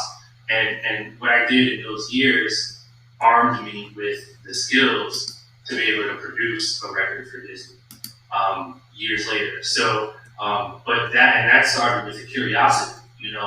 Around 2010, that was when like the Black Eyed Peas were big. That was when it was like Lady Gaga, Black Eyed Peas. Who else was big? Britney was still big. You know what I mean? Like music was at this like really weird kind of transition. And this was like right when Drake was just starting, right? And so the sound was evolving. And I was just curious about it. It wasn't anything about like, oh, I need to like continue to just produce hip hop or only do boom bap or only do trap or whatever. So for me, the curiosity is what keeps me going, and the fact that I continue to be curious is I think why I'm going to be able to just sustain a long career, because I'm always just going to appreciate the whatever is happening now and be curious enough to just try it and contribute to it and do my own version of it and kind of see where it goes. So I think that's a big part. Do you consider yourself like an entrepreneur? Because for me, I always call myself a creative entrepreneur. Like I love business. I love creating little ideas and businesses. Like that same curiosity is kind of there. But it has to be around something creative. Like I can't just run some random company or start some random thing that I'm not passionate about because I'll just give up. It has to be around music or like videos and big, like just making videos and stuff like that. Do a podcast right now. It's got to be. Do you consider yourself like having that entrepreneurial spirit along with that curiosity? Yeah, I think I do, man. I think there's this like perfect balance between being creative and then having business sense. And I think if you can master the balance of those two, you could take advantage of both worlds and really just become what you want to become, right? And it's really all preference at the end of the day. Like I wouldn't recommend going into entrepreneurialism and business if that doesn't excite you.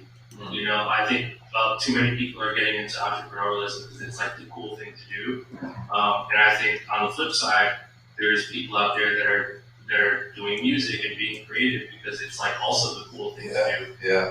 But I think it's all good for you to experiment and like learn that about yourself and try different things to kind of figure out like where you fit in and what you enjoy. For me personally though, I just so happen to be passionate at both. I just so happen to be very, very excited about being super creative and being like this music producer, which is like first and foremost like what I am. Like I consider myself a creative first. I'm always going to be a music producer first. All the other stuff comes second, but I just so happen to also be passionate about that. That's why Scratching the itch. I'm into. Yeah, man, I'm scratching the itch. I'm fascinated by like packaging a digital product and pricing it at $25 and seeing where I can scale it. How to creatively package that up and tell that story for the consumer to look into that story and relate to that story. You know, so and when you look at different businesses, even corporations, or even entrepreneurs, they might be good at business, but the thing that they're lacking is the creativity and that like creative spirit, right? That's why you have corporations that are like sponsoring, you know, artists and creative people to like get to the people. Yeah. So if you can master both in some kind of way and like have this like delicate balance between both, then I think you can do great things. What was I gonna say before? I forgot. That's your creative brain going. Dude, during these podcasts, dude, like it's like I don't want to interrupt people, and then it's just like you say this, and then I think this thing, and then you say the next thing, and I'm like, oh, like my brain is just constantly going. Welcome to my Fuck, it was good, but take me through the Love Yours placement. You said in an interview it was your bass placement, or your, I forget the word you used, but it was something that changed your life, the J. Cole placement. Tell me kind of how that happened and what were behind all that. Yeah, so I produced the song Love Yours on Forest Hills Drive, J. Cole. And the short version of how that came about, I'm going to trace, when people ask me about placements, I always like to trace it back to that first moment or that first person that connected the dots and connected me to J. Cole. Mm-hmm. And that person would be this guy named Matt. He goes by money named Matt. So in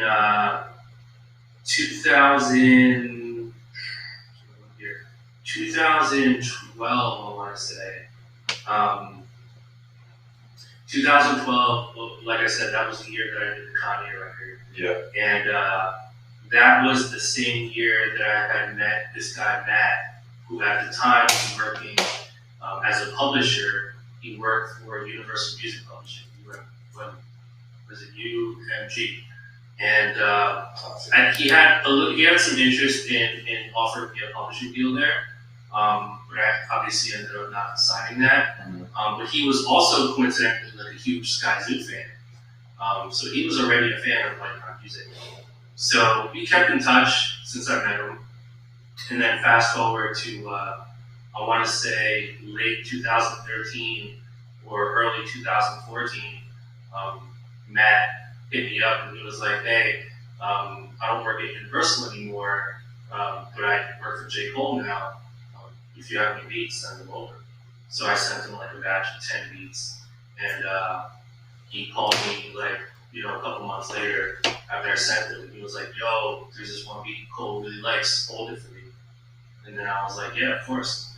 And then a couple weeks after that, I ended up flying to LA, and I met up with Matt, got invited to Cole's place, which was basically this like, this Airbnb, I think it was like an Airbnb that he rented with a studio where he recorded the whole album. Wow. So I pulled up there and I met Cole for the first time, and he was a big fan already. He was like, yo, I love the shit you're doing with, you know, this person. And he was like naming records. And then he was like, yo, I got this one song I started called Love Yours. And so he played me like the hook. And once I heard it, I was like, yo, this is a classic. And so we finished it that day, and that was it. The rest was history. So. That's crazy. How important do you think it is to like be in the studio with someone versus just like sending them beats? I think you can do both. Being in the studio with someone is the goal. I think you want to always try to be in the studio with someone. Yeah. But if you can't, there's nothing wrong with not being in the studio. You know, and there's so many different reasons behind it. You know, sometimes artists are in the studio and they don't want to be with the producer, and you know what they want to do, and they're like, just send me a pack, and it just makes it easier for everybody.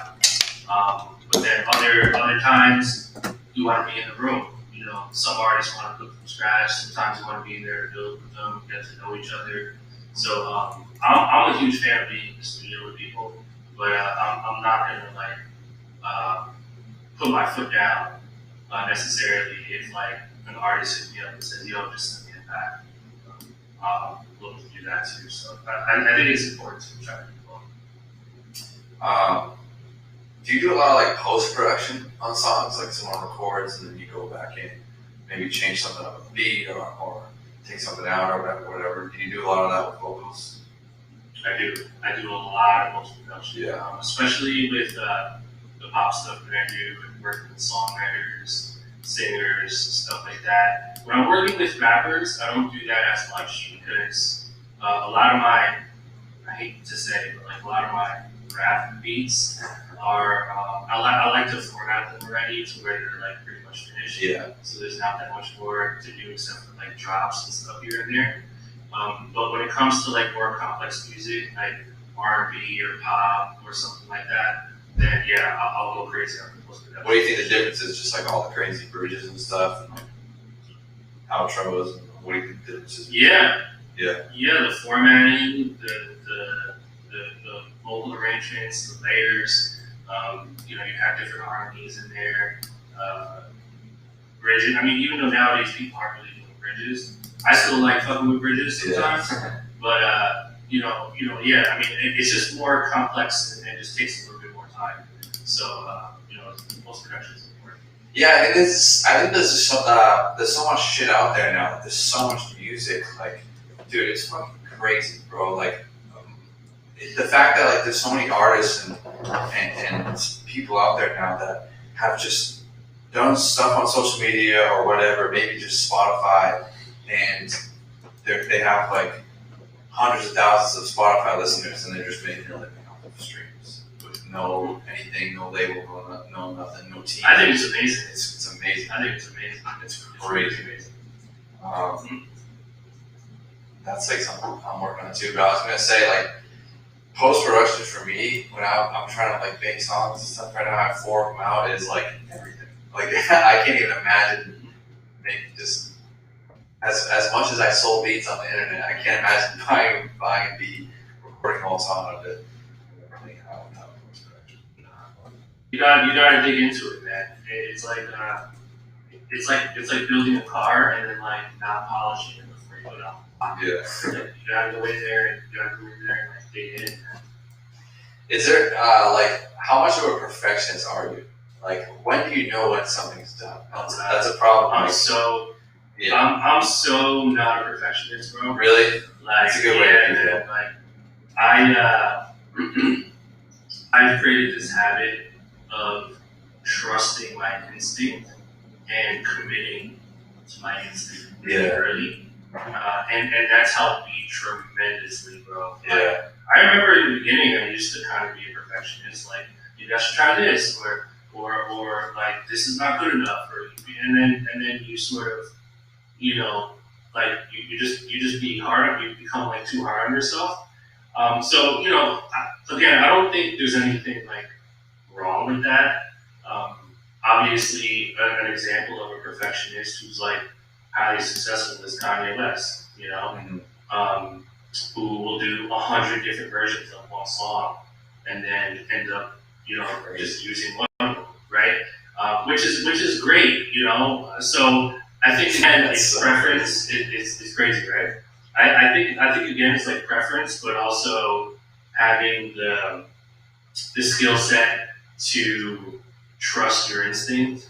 But I think also taste level has a lot to do with it too, because you could have like quick instinct, or you could be a perfectionist. But like if your taste level is terrible and you don't know what sounds good or what doesn't, then like it doesn't matter what you do. What do you mean by taste level? Just knowing what sounds good. Yeah, having a developed ear. Yeah. Yeah, developing your ear is huge. That's why everyone, when they first start making beats, they think all the beats are amazing when they're not. Yeah. Like developing that ear is actually like such a huge. That's why I struggle when people ask me questions, especially because I've answered every single one of them many times over and over. Because like usually a big part of it is just continuing going in and opening up whatever you're using to make beats. And just making another one, and just doing that over time until you develop your ear. That's it. Repetition. Yeah. How many do you ever have how many beats do you make in a week? What would you say? I'll go in spurts. For me, people find this hard to believe because of all the other stuff that I do. But 90% of the time, I'm in here creating music. Yeah. Or at a different studio. So like most of my time is spent in the studio creating, and then the other 10% is the podcast and interviews with colleagues and fucking pass the loss and shit. But I'm in here, so really it depends on what I'm in the mood for or what I'm working on that week. So rarely do I just like make beats all day. A lot of times it's something specific to what I'm like currently working on. So I'll give you an example. Like for the past 2 weeks, I was kind of jumping all over the place. Like 2 weeks ago, I was in LA working for TDE for the TDE session, so I was locked in with that. Mm-hmm. And then I came back and I started doing just beats for a specific artist. And then last week I was working on my own music, mixing that stuff, post-production, like we were talking about earlier. And then this week I was just creating loops, just like melodies with no drums, like pretty much the whole week. And that was this week. So again, it just depends, but I will say, just to like put it into a number, there's days where like sometimes I'll do like 3 beats in one day. Other days I'll do like fucking 20. Wow. You know what I mean? Like it really just, it kind of just like depends on what it is. I do 3 beats in one day. It's like a miracle. Yeah, dude. Oh, trust me, I'm good with 3. But you have those days where it's like you just keep knocking them out. It's not a miracle, but it's just something that I don't do. But I was gonna say too earlier with the perfectionist thing.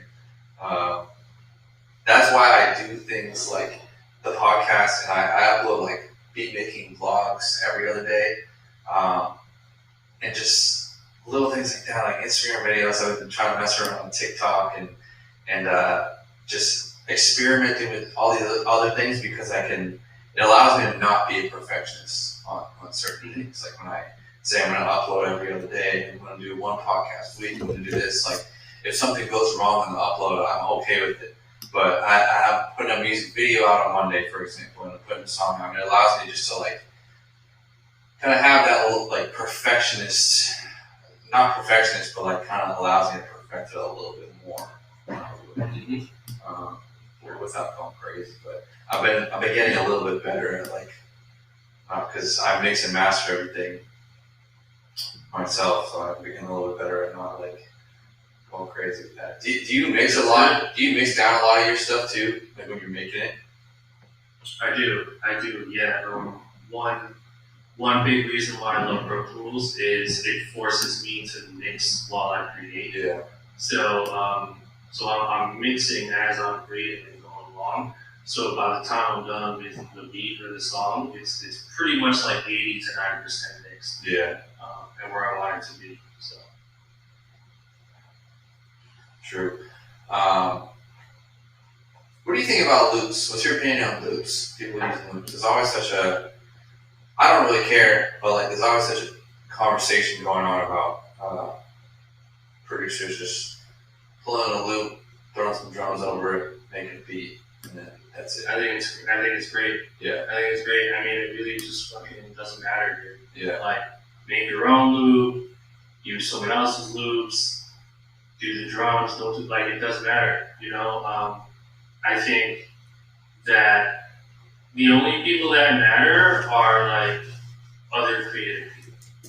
But, like, most people don't give a shit. Yeah. So there's really no, there's no benefit to like even really caring about that conversation. Yeah. If that makes sense, you know what I mean? Like, Yeah. I mean, there's I don't it's like really a care. it's like, yeah, but I think it's really interesting though that people do. You know, I think it's like a moot point. It's like, Well, I think it's like What do when you you know? see like deconstructed or like a whatever, and or whatever type of video, and someone breaks down the beat, and it was like produced by blah blah blah, and then you break it down, and it's like, oh, this is actually a sample. I thought it almost like leaves people in this like disappointment thing where, oh, we didn't actually. yeah, but it's only us. It's only us. It's only creative people. Yeah. You know, we'll judge other people and say, oh, I can do that too, or like, oh, they just looped it, and then after an hour or a day, no one cares. Yeah. Because I think when making music, it's not about being able to do I always compare it to sports for some reason. Like fucking LeBron James or like I play soccer, so Cristiano Ronaldo, they can do all these fucking crazy tricks and do the craziest shit ever.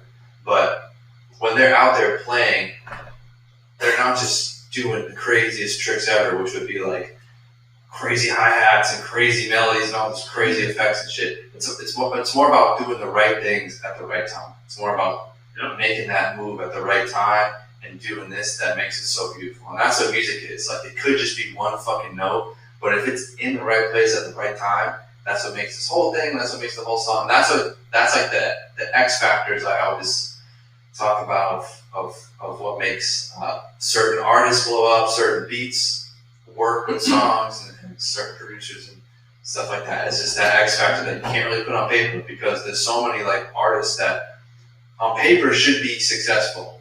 You know what I mean? But they just for some reason they just aren't. They just don't have that. And it's a very interesting conversation too, especially for a music producer. You know, we always want to just overproduce. That's like what we want to do.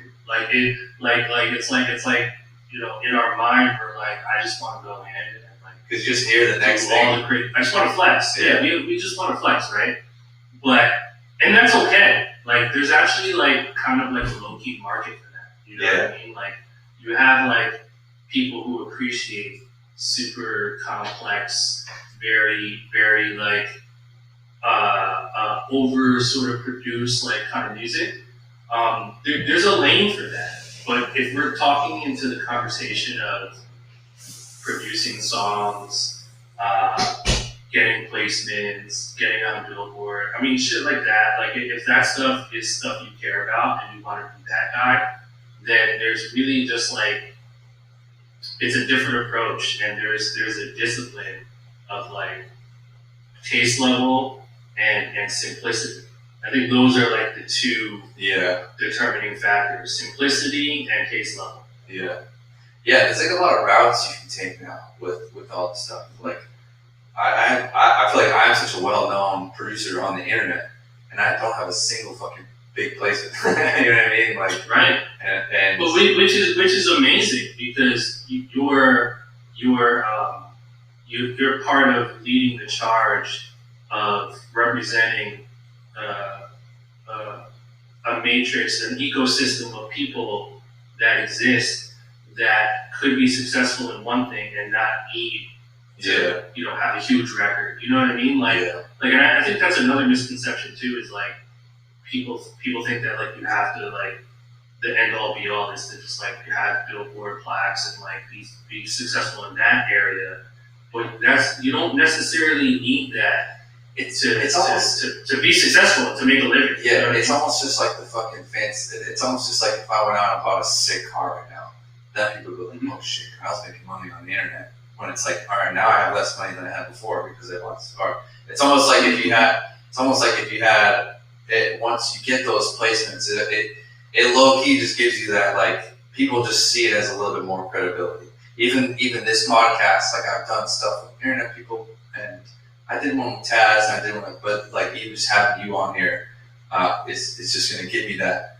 People have already messaged me just from the fucking Instagram story, just saying, oh shit, like, you blah blah blah. You know what I'm saying? Like, it just low key gives you that, like, a little bit more credibility, even though I know what you're saying, like, you don't actually need it, but like, in the back of your head, it's always just fucking there. Like, people just think like that, but. Yeah, I mean, because when you think about it, when you trace it all the way back to like when the music industry started, which was like, I don't know, the 30s or 40s or whatever the fuck. Like, how did the music industry start? Yeah, I don't even fucking know. Someone just decided wanted to create a monopoly over it. Yeah, exactly. But I think it's like the idea of creating music and then scaling that enough to where like millions of people can hear it. Yeah. And that's what the industry is. Like, that's what it means to be on Billboard. That's what it means to, stream huge numbers and stuff like that. And this is not like a conversation of like major and independent, right? It's just like, how can I produce music and scale the amount of people that listen to it, right? Yeah. And for a lot of people, that's the goal, and so, and there's nothing wrong with that. But on the flip side, it's interesting because you have guys like you and even my guy Simon Cerveda, who's like killing YouTube right now, and like there's a few guys out here that don't have like the plaques or placements yet, but like have these like really really amazing followings. And a lot of times that's like where the real shit is. Like, that's what matters. You know what I mean? So yeah, I think colliding those two worlds together is like fucking Thanos. You know what I mean? Yeah, it's just because, like, dude, like the thing I love about it is like the reason I am a producer isn't because this is my.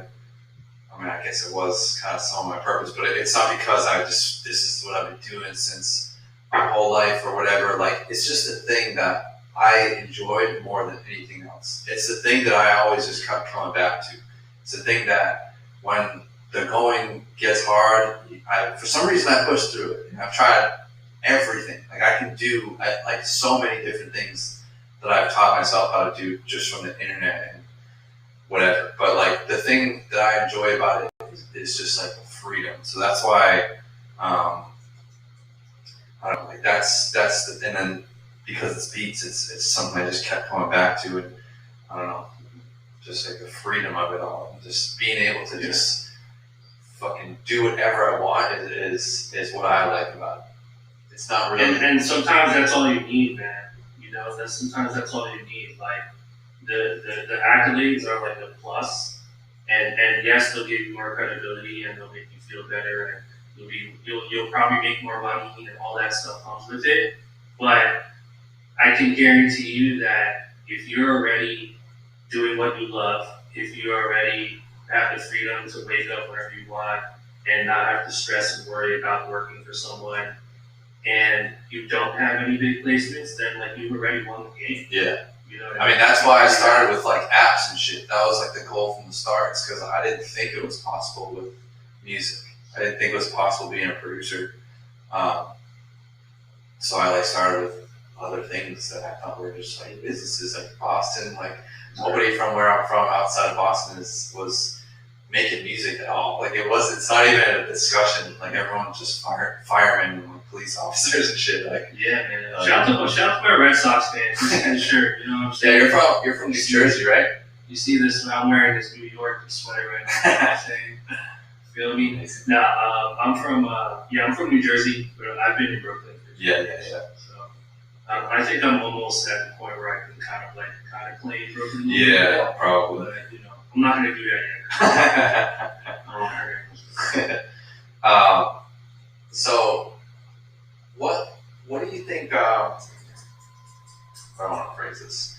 So I looked up on some website and it said your net worth was $10 million, which is a lot of money. But I was gonna say, do you have any other, like, did you ever venture into other things, or is that primarily through music? Yeah, I mean, no, it's really primarily music. Yeah. I definitely have some investments. Like I have a SEP IRA account and some compound interest stuff that I'm doing with my money. But you know, it's really all rooted from music. What do you think? Like, what kind of is that from? Is that from royalties, from PMI, from like what area do you think is like this is my shit? You know what I mean? Like that. So at this point in time, you know, the thing that I learned about being rich, you know, and having freedom, you know, like tens of millions of dollars is like a lot of money, but there's levels to getting to certain places, right? Yeah. So like there's some crazy statistic where it said you can make what was the number? I think it was 5. You would have to make like $5 million per day, and you can do that every day for the rest of your life, and you still wouldn't be as rich as Jeff Bezos. Crazy. You know what I mean? And it's all numbers. And so the reason why that really hit me was because billionaires aren't rich because of the amount of work they put in per hour. They're rich through a very limited category of things, and those are stocks, bonds, investments. You know what I mean? Compound interest, ownership. Ownership is the number one way to be super rich. Yeah. So it's when not you think about so the bottom of the barrel is working for a salary. That's like, and this is no disrespect to people who work salary. I don't mean bottom of the barrel like rich people are better than you. I'm just saying in terms of numbers, the least amount of money to make is to work off salary, because you know how much you're going to make. You're at a salary cap. You're not going to make necessarily that taxes much are more getting taken out immediately. taxes to get taken out. You know what I mean? Which is fine. Which is totally fine. But we're just talking in terms of rich, right? Yeah. And then you have people who do investments. Maybe you're a homeowner. Maybe you have a couple CD accounts. You know what I mean? Which is cool, and that money grows over time. It's like free money. And then you have investments and stocks and stuff and ownership, right? So like having ownership for an entity or ownership of a property, or maybe you own music some shares. Yeah, maybe you own shares in like Uber or some shit, right? Yeah. Or like some tech shit, which is fine. That's going to increase even more. But the thing that I realized for me, especially probably in the past like 5 or 6 years, was when my income really started to like really skyrocket. And the thing I noticed about that was that it was due to the amount of revenue that I'm getting from various different places, mm-hmm. right? So I'm generating revenue from royalties, from records I produce. Yeah. I'm generating revenue from publishing, ASCAP. I'm generating revenue from quarterly checks coming from my publisher. I'm signed to a publishing company, which I own 100% of my publishing. So it's a really, really great term deal that I signed this company. So I'm getting checks from them. I'm getting income from drum kits every month. I'm getting income from Pass the Box tickets every month. I'm getting income from what's that called?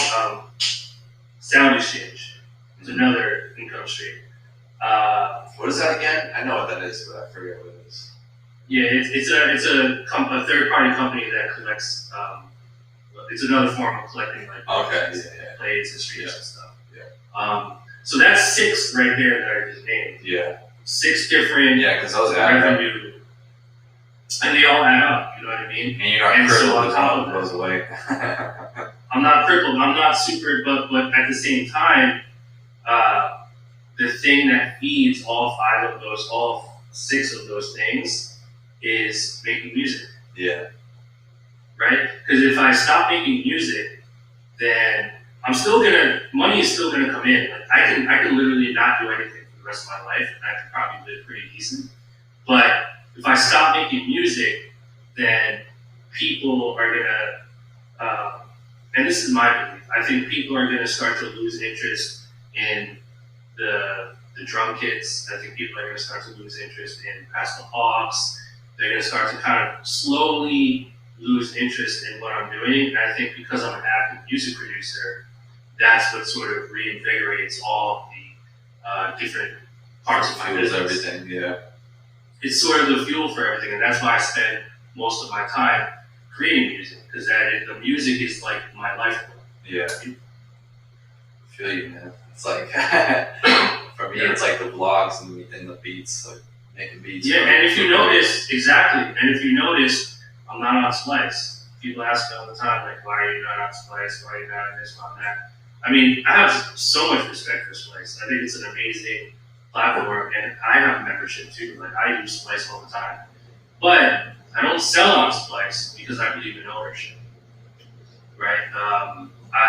The revenue goes directly to me, and I'm providing directly to the people that care, right? And so I choose to not, be on a platform like Splice or any other platforms like that. So. And, I mean, Splice can just go away too, relying on some other. Yeah, I'm not relying on anything. All my platforms live on Shopify, which again, I don't own Shopify, but But you own the data, you own all this, like. I own the data. Yeah, I have all the data. The domain, all the emails and all that stuff.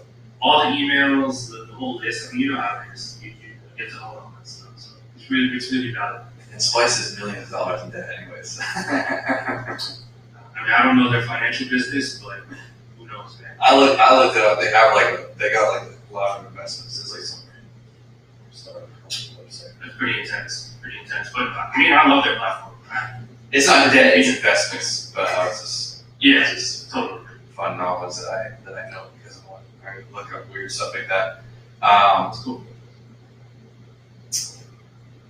What advice would you give to someone who saw your Pass the Aux vlog, listened to your podcast, who freaking has listened to Love Yours 464,000 times, they've watched my videos, and now they're listening to this podcast, and they're like, man, tomorrow I want to make beats, and I want to be a producer. What advice would you give to them, coming straight out the beginning? Man, I mean, there's so much, as you know. I think that we tend to complicate things that aren't that complicated. So I would say, if you want to be a music producer, then produce music. Dedicate most of your time to producing music, and don't be afraid to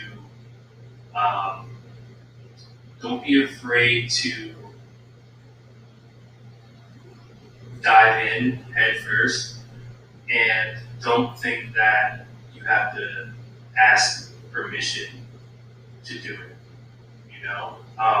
I think most people just block themselves from being a music producer in the beginning because they pile on all these different requirements. They're like, well, I need to make money. I need to make my parents happy. I need to go to school. I need to get a job. And everyone's got different cards that they're dealt. Life could be real. Like, you might have kids you have to feed, you have a mortgage, whatever it is, right? But I think you want to stop making excuses, and you have to dive in and fucking produce music and just go head first and go for it. Yeah. I think that's like the answer that most people don't want to hear. But take it from someone who did that, who had all the odds against them. And I see it happen countless times to so many people. You have to just kind of dive in and don't be afraid to fuck up and try different things, you know. And you're never gonna know like when your moment you're not supposed to. You know, like my moment came years later. You know, like I thought my moment was teaming. Like I thought, okay, cool, I'm about to be a millionaire. You know what I mean? Like this was 2006. And for like 4 years later, or no more. Yeah, 4 years 2010 or 12 yeah. was the 12. Yeah. Like that was some more. 8 years later. You know, another 6. Another 6 years. Damn, until that's I fucking really crazy. had Thinking my about that. moment. You know what I mean? 3 years ago, I was And- thinking about weeds. Wow, it's crazy, man. It's a long-term game, you know. And so yeah, man. I wouldn't just don't overthink it and like don't do it because it's cool. Like if you think this is cool, try it and like see if you love it. But I think my biggest piece of advice would be to if you're young and you're just getting into this, go and try stuff, try different things, you know, and fall in love with something. And if you fall in love with something that you can't stop thinking about, then like that's probably your fault. Yeah. Yeah, a lot of the messages I get are people asking me how that their parents don't believe in them and they don't think this is realistic, and how do I convince my parents to let me do this, or they need money to invest, but it's just like you have to just like, for example, my story that I always tell them is the situation I'm in right now. Like 2 years ago, my mom got stage 4 brain cancer, and fucking everything. I was in the process of moving to LA, so I moved back home. So like, obviously, this is the time when I was making $1,000 a week selling beats just on Instagram, no YouTube channel really yet. And so like, now I was the reason, because I sold beats and because she wanted me to get a job, obviously all this stuff, the classic, everything. But because I did my own thing, I was able to stay home and help take care of her. And now like I'm making enough money to help support any way possible. Like even right now at 2:30, I'm going to be with her the rest of the day. Wow, So that's usually the story I tell her, and like, that's amazing. and like shit just changes. Like when that happens in someone's family, like your life changes and everything. So like now I'm just out here fucking by myself, and it's like I'm glad I'm ignorant and couldn't do anything else besides listen to my gut, because I don't know. That's usually the story of the time. But yeah, that's just something that holds people back. That's really inspiring, man. And you know, prayers up to your mom, man. Thanks, man. Yeah, it's been a while. It's been like 2.5 years now that I've been every single day, like recording a video, be with her. Like me and my sister, kind of like my sister's a nurse, so she is here too helping. So when she works, I'm with my mom. When she's not working, we moved in together and everything, got a house together, and crazy shit. That's amazing. That's crazy, man. And you know, like you were saying, you know, everyone's dealt different cards, and the fact that you made a decision 3 years ago to do this that allowed you to have the freedom, financial freedom, and also freedom to say, you know what, I'm going to spend the rest of the day with my mom. Like you can't like put a price on that, man. Yeah. That's so amazing. So kudos to you, man. So it's great. But yeah, man, freaking thank you for coming on this podcast, dude. This is one of the best ever, in my opinion. Cool, man. Yeah, shout out to all the Kyle Beats fans and stands out there. Where can people go follow you if they don't already follow you? So just search Bill My Producer, one word, on every platform. Obviously, you go to my YouTube channel, the real, so it's Bill My Vision, so youtube.com/Bill My Vision, or just type Bill My. I'll put all this in the description as well. Yep, you'll see it in the description down below. But yeah, just search Bill My, man. You know, Google me if Let's get it. If you're my SEO is pretty good. if you're doing a good job, they should find you, right? But yeah, thank you for coming on here. Appreciate it. Thank you guys for listening, watching, viewing. If you're not subscribed, wherever you're listening, watching, viewing, make sure you go do that. And until the next one, thank you for listening. Thanks for coming on, bro. Peace. Yeah.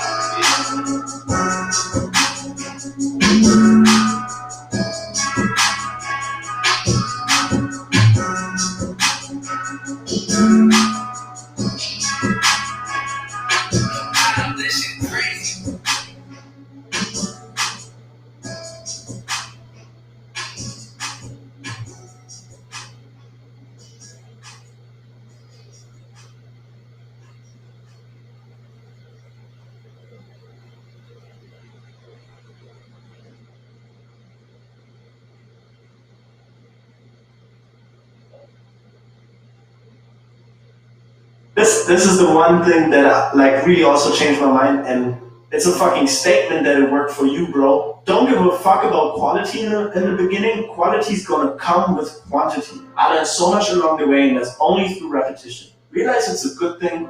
You can fucking enjoy yourself. You can be free. You don't have to worry about shit. You can just put stuff out and learn along the way. Welcome back to the Kyle Beats podcast, the podcast where you can see us, but we can't see each other. I'm here today with the one and only Origami. We did an audio podcast together, and if you haven't checked it out, make sure.